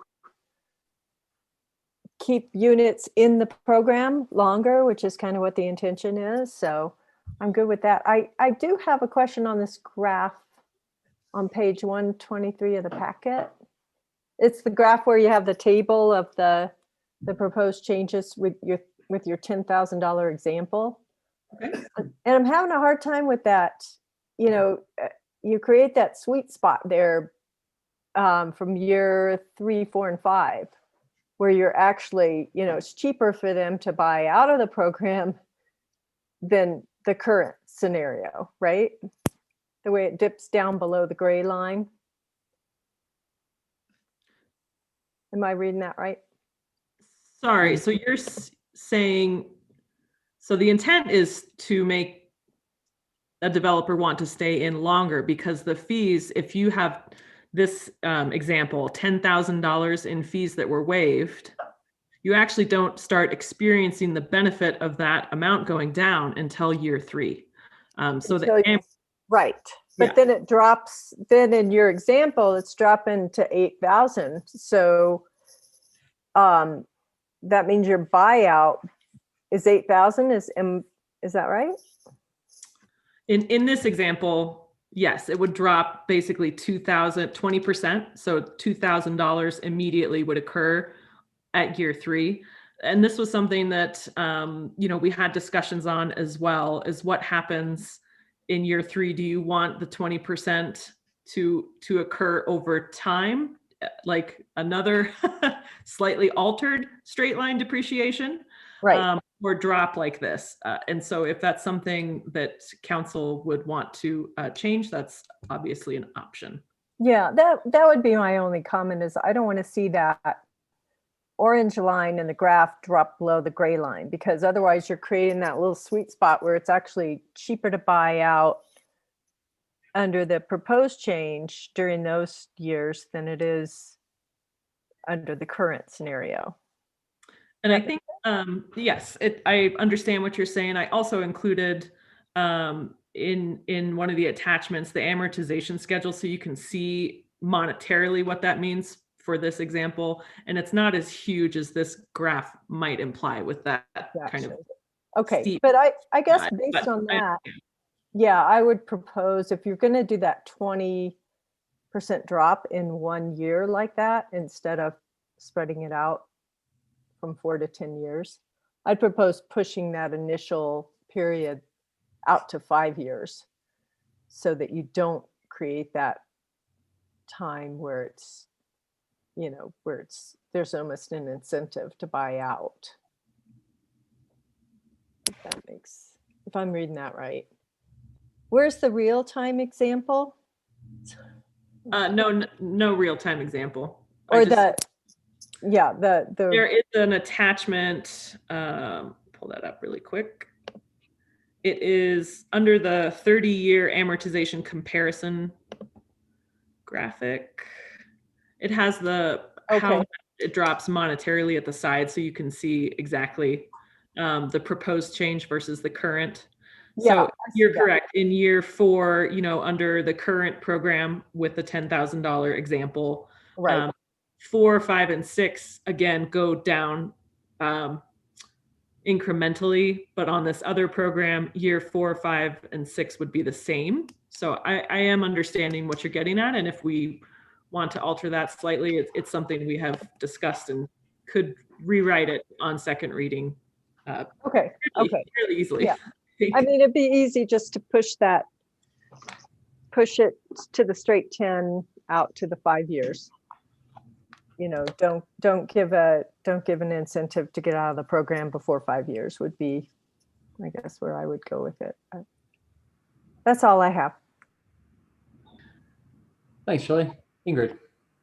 So I had that same question. So thank you, Shelley, for clarifying that. And then my other question is you mentioned a couple times this evening the 1,400 unit deficiency that was identified. Does that take into consideration the ones that we currently have permitted and that are potentially going to be built? Like, does it include Bell Rippey? Does it include the remainder of the loss? Is it including any of those? So the study that we're referencing was completed in 2018. And at that time, the contractors who did the study did contact every municipality within the study area to get those numbers that were entitled projects. We are now, almost 3 years out. So that did include the larger lofts projects. Now we're in lofts phase 3, 4. Carl's holding up some fingers, 3. I've been out of ComDev for a hot second, so things are moving along. So those projects aren't going to be included in that particular number. Okay. And just, go ahead, Hannah. Sorry, I just realized they did have a 10-year outlook. It was 2017 that we had the shortfall numbers, and they projected going out to 2027 what that would also look like. So there were some small changes, but for Glenwood Springs, they did say it stayed relatively the same. Okay. And then for all of those at home, and you guys can, in the planning department can confirm, but any of the dialogue that we have included this evening that has the inclusionary housing and requirements and fees and does not apply to anybody who has an approved application, and those applications have a 3-year lifespan, correct? So they could, even if this all gets passed, but they had an approval from 6 months ago or a year ago, they would not be required to do any of these things that we're proposing, correct? Yes, and with this one, it is voluntary, so there's nothing mandated on this one. It is purely up to the developer if they choose to participate in the program because they feel that the fee waivers are financially beneficial to them. But you bring up a good point that was in my staff report. The changes to this program will not impact, or we will not be changing agreements for current participants. So this is only new participants that come into the program that would have this new deferment schedule. So RE1 school district and the participants that we have agreements on file. They have an amortization schedule that's recorded with the county, so that will not change. And anybody who has an active application or an application that's been approved that's in that window, they could choose to do the voluntary when they're pulling their permits and doing their final approvals, correct? Mm-hmm. Yes. Perfect. Thank you. Charlie. Correct me if I'm wrong, but this looks like if they have a buyout that we're basically financing, we're letting them use our money to finance their project for a period of time. Is that, am I misreading that? I mean, that's absolutely one way to look at it. Is it was a tool that we had available to try to get some restricted units into a program, right? It was one of the tools we had available to us. That's why we did it as a voluntary, really trying to focus on these small projects or the ADUs, things like that, that provide a necessary component. So that was kind of the focus of the program. Okay. And then the second question I have is Hannah, you mentioned second reading, but I don't see we have an ordinance in front of us today. Is this just a... Yeah, it's because it's actually included with the renumbering in ordinance number 1 that you just changed. So any updated language that you approve will be included in that update and renumbering. So if we approve this as part of the approval of ordinance number 1. Right. Essentially, we'll bring it back and clean up and match up to whatever you approve here to be included in ordinance number 1. Okay, thanks. Those are the questions I had. Any other questions for staff? Okay, we'll turn it over to public for public comments. Mr. Vick.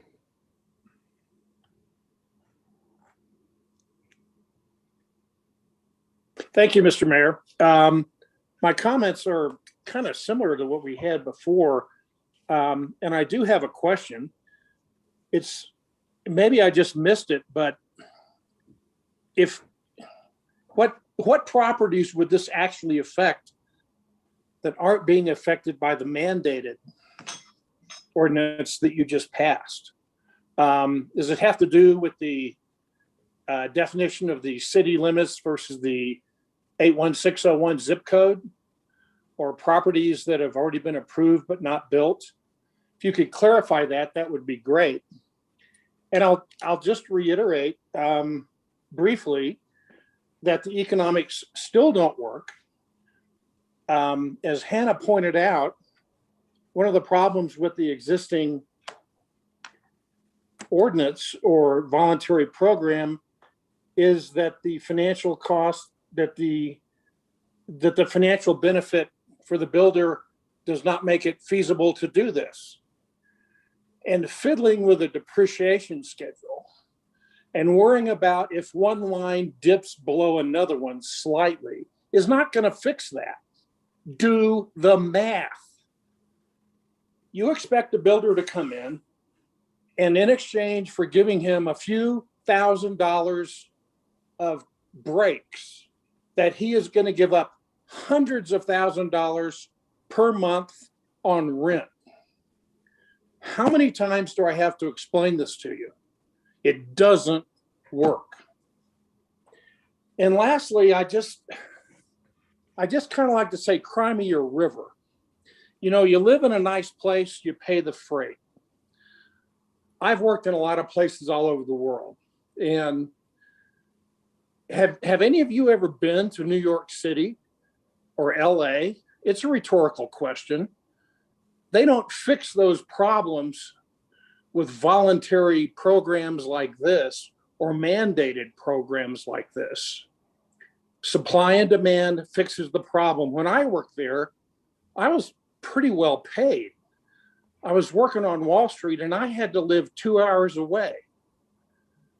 But no, if you want to live in Glenwood Springs, you're privileged. You don't have to commute to a beautiful place. You don't have to pay the price. We'll just let the other 8 guys that bought these townhomes subsidize the 2 that are going to get the breaks. It must be nice to live in your Pollyanna world, but we're going to change that on election day. That's all I've got. All right. Thank you, Mr. Vick. I think we'll, Ingrid and I will definitely consider those thoughts for sure.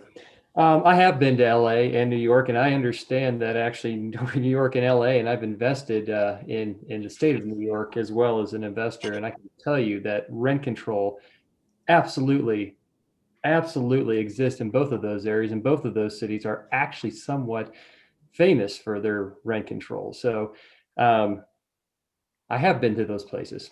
I think that I'll just give a couple of comments. I think to Shelley's point, I like the idea of the 5-year mark.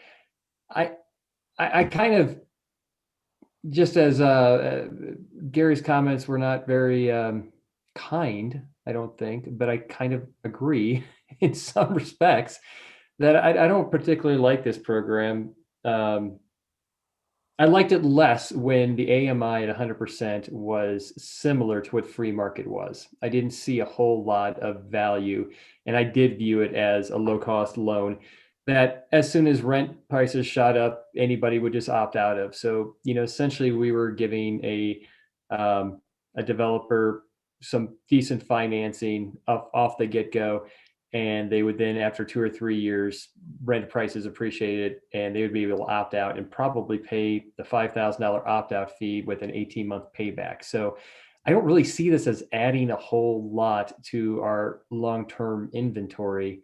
I think it's a nice thing to do for 2 or 3 or 4 years until it doesn't become financially advantageous for the developer. I would, but at the same time, to make it so erroneous or difficult on the developer that there's a massive penalties and it's a straight line for 30 years, I don't think that works at all. No one's going to opt into it. So I guess I'm kind of ambivalent about it. Thank you, staff, for taking the time, and P&Z for taking the time to address, I think, some of the more glaring things. I guess I'm more supportive of a 5-year mark, but honestly, I think people will just opt out, and I would like to see if there is a possibility, a voluntary program that doesn't have a 5-year incentive. And also with the previous one, 30 years, I know Aspen is dealing with somewhat of a time bomb with a lot of their units now timing out after 30 years. And so what does that community do? I don't know the answers to those things. So those are my comments. Shelley, Paula, and then Steve.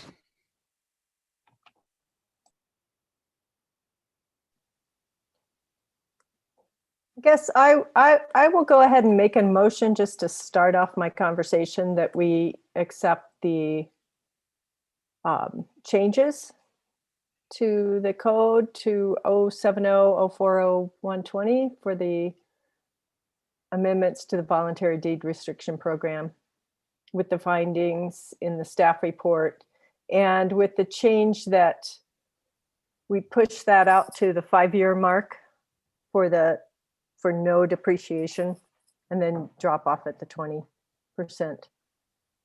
I'll second that. That'll take away that dip.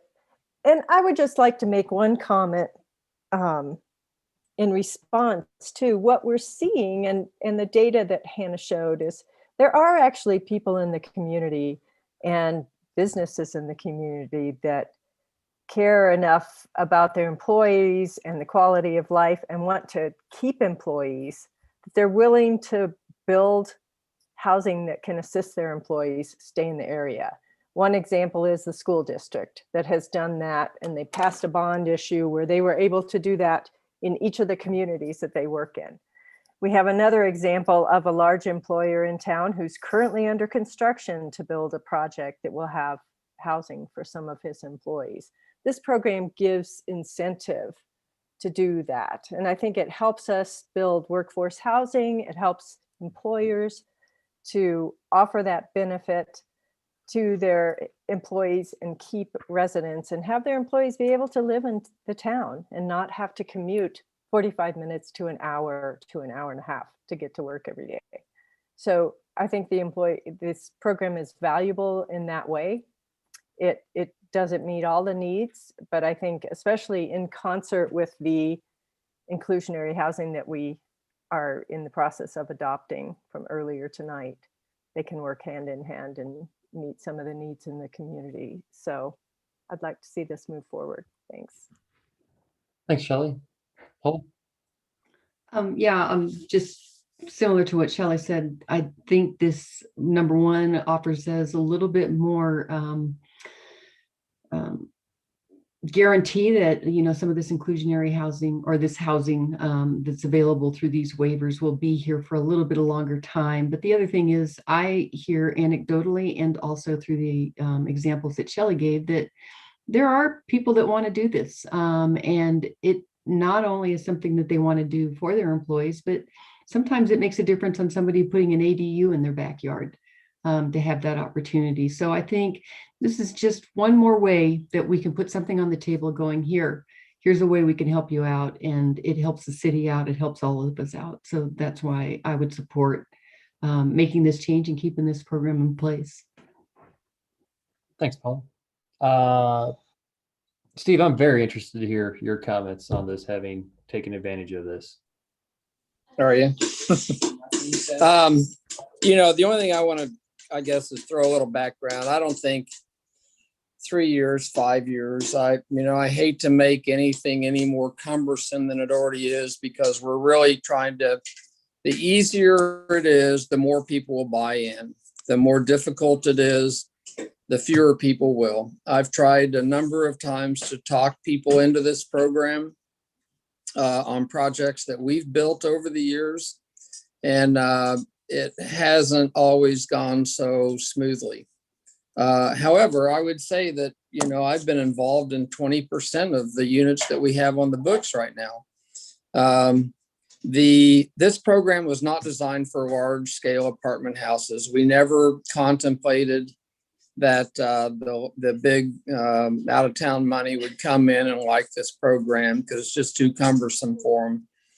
It was designed really for infill, inner city infill, ADUs, helping homeowners build an ADU in their backyard or above their garage.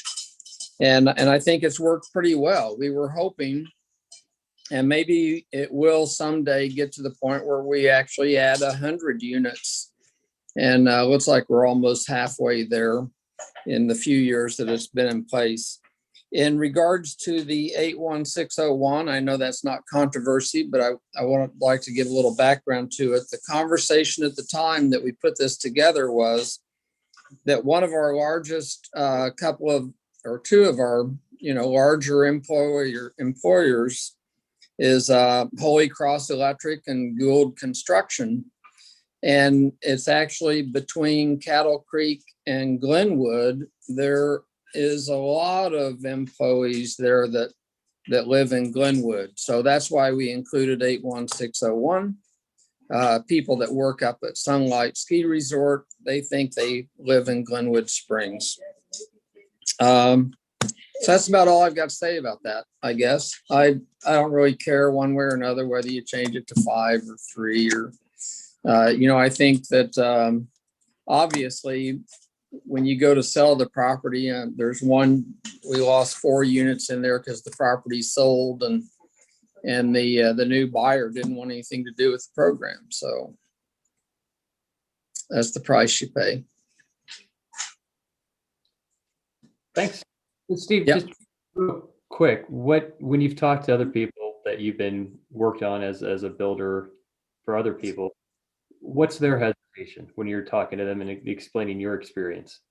Just the limit and, how much they think they can charge for it. Sometimes that works out great. Sometimes it doesn't. I actually own one of these. I'm way below market value in the little studio apartment that I own. So, and it houses somebody that works in downtown Glenwood, and they don't commute. They don't hardly ever drive their car. It's a great program for that kind of thing. Thanks. I believe Charlie, then Ingrid. Yeah, real quickly, I echo kind of what Steve just indicated. I think this is a good program. I think somebody else commented it's probably not always going to be used by a lot of people, but I think we should make it available. I'm inclined, I like the 5 years. And by the way, Hannah, I assume we're going to extend this out to 10 units. Is that right? Yeah, with the changes to the other, Carl, you look like you're going to jump. Yeah, no, I was just going to say it effectively does make it available to up to 10 units with the changes that you made to the other ordinance. Okay, that's what I thought. I just want to make sure. To me, I don't mind helping someone, get some free or low cost money to get a project, particularly if it's a small project, and it might make the difference between whether they can build it or not build it. I think it's a good idea. I think the 5 years is good. I would not even have any problem with saying we'll give you 10 years. And frankly, after 10 years, if we get 10 years of low cost rental, dump it after that. Let them, if they want to keep it great. If they don't, we get 10 years of low cost rental from somebody. And maybe they'll just stay in the program because of habit. But I think I don't have any problem, but I think the longer we can get the low cost rental from the project and the people are committed to doing that, I'm sure Steve's going to stay in it for the long run. I think the better we are. So I support the motion in that. Thank you, Ingrid. And Hannah, my question is actually just to answer Gary Vick's question, and that is, he asked, how do these two that we have discussed this evening, how do they play together? And when would one, especially the voluntary, play with the other? And can you just elaborate on that? And what properties, something along those lines? Sure. So as Carl mentioned, you guys upped the level for the mandatory to 10 units. So really what the voluntary would really apply to 9 units and below. And as comments have been made, this really is targeted and working well for smaller projects. So I don't see that necessarily being an issue. I don't think, Carl, correct me if I'm wrong, could a project use both of these programs? I don't think that's how that would work. It's not. We may want to clarify that a little bit, but honestly, I mean, Ingrid, in answering your question, and also, to Mr. Vick, and sort of that everybody is a wealthy developer. It turns out a lot of folks in downtown Glenwood, in particular, who are trying to do ADUs, this is a great way for them to be able to complete that unit, get it on the market. It helps not only them as a homeowner, as a resident, but it also helps somebody who would then be able to rent that ADU that gets built. And we have a lot of availability to do some infill like that. And like Steve said, it's a great program to do that. And that's really what we were trying to do with it. Great. That's what I was hoping. I was hoping you would explain it so eloquently, because by 10 o'clock at night, I'm not very good at it. And I kind of got that, but I was like, oh, good. I'll ask a question and they can do it. Nicely done, Carl. Thank you. Now you guys can maybe wrap it up. Okay, let's call the question. Can I ask a question, Hannah? Is this available to existing without a developer with a new one? Is this for an existing person? Can they take advantage of this and enter the program? I'm sorry, you cut out there just a little bit. The answer to the question is there'd be no, if they've already paid their system improvement fees, we're not going to rebate their money so that they can get into the program. So it really is, it's designed to create new construction. Okay. I mean, that's a whole different conversation, and I'm not going to have it with you at 10:45 at night. Or 9:45. I'm just moving you along. Or All right. 10:45. Yeah, for Steve, it's 10:45. All right. I don't even remember who made the motion, who seconded it. Can you refresh my memory? Shelley made the motion. I'm not sure anybody Paula seconded. did. I seconded it. Okay. Quietly, she was still talking. I tried to get it in there. Ryan, let's take a vote. Mayor Godis, Yes. Councilor Hershey, No. Councilor Stepp, Yes. Councilor Davis, No. Mayor Pro Tem Kaut, Yes. Councilor Wusso, Yes. Councilor Wellman. Yes. All right, it passes. All right. Next item on the agenda. Sorry, let me get there. Problem with having one screen and a phone to do all of this. Mr. Mayor, there's only one more thing left on the agenda, and it's almost 10 o'clock at night. So I'm going to be leaving at 10. If you guys want to talk about Blake Avenue for another hour, have at it. Well, there's 2 more items on the agenda. There's Blake Street and the tourism promotion appointee. So I spoke with Jen the other day about when Steve Davis was possibly not going to be able to join us this evening. And she did indicate that we would be able to continue this to the next meeting if we absolutely had to. It's getting pretty late. Might I suggest that we entertain a conversation about whether we want to continue this to another meeting?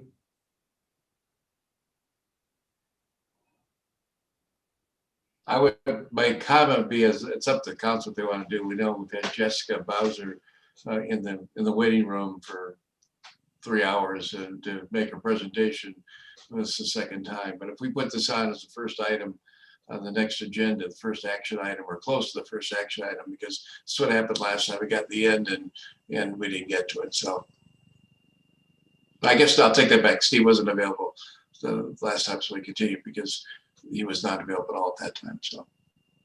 So I'm not raising my hand, but I will make a motion to continue item number 17 on the agenda, the Blake Street configuration, to the next regularly scheduled city council meeting. I'll second that. And I want to add to my motion that we have it be the first item on the agenda. Paula, will you amend your second?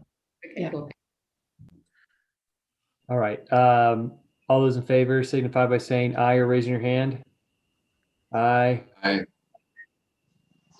No. So no vote is to talk about it tonight. I understand. Okay, just clarifying. All right, motion passes 6-1. Do people want to tackle the Tourism and Promotion Board appointee, which is not time sensitive, but it shouldn't be a long item either? Somebody give me some opinion. I'm wondering. I think we should get. Oh, go ahead. Go ahead, Shelley. No, I I'll was just listen to you gonna first. say, we had some questions about it. Sorry. That I think it might be longer than we think, just because we had some questions of who fit into where. And maybe we cleared those up, but I wasn't sure if we had, so. I will, if I may, I can tell you that we always think these will be easy and they're harder because we're all tired. And especially when we're dropping into 3 or 4 different categories with people. Just my observation.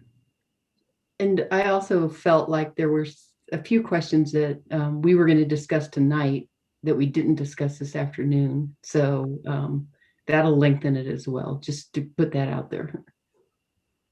Okay, I'm going to do it round 2. I am going to make a motion to extend item 18 on the agenda to the next regularly scheduled city council meeting. And I will also add that in addition to the Tourism Promotion Board appointments, I would like to add an item where we discuss the structure of the tourism board and add any feedback that we feel is appropriate, restructuring and adding any new members that we think are a good idea.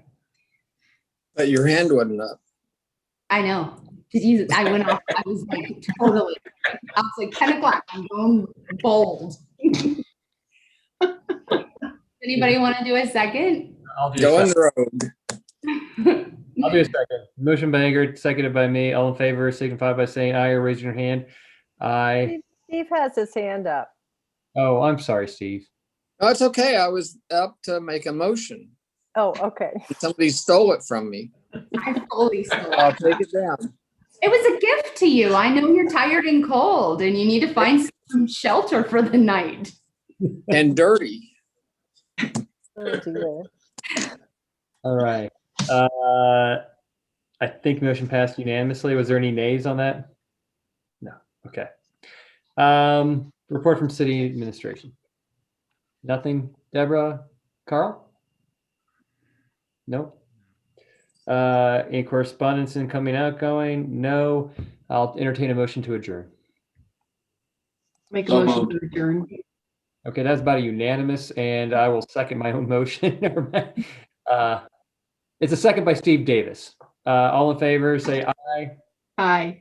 Aye. Any opposed? See you guys. Thanks a lot. Guys. Good night.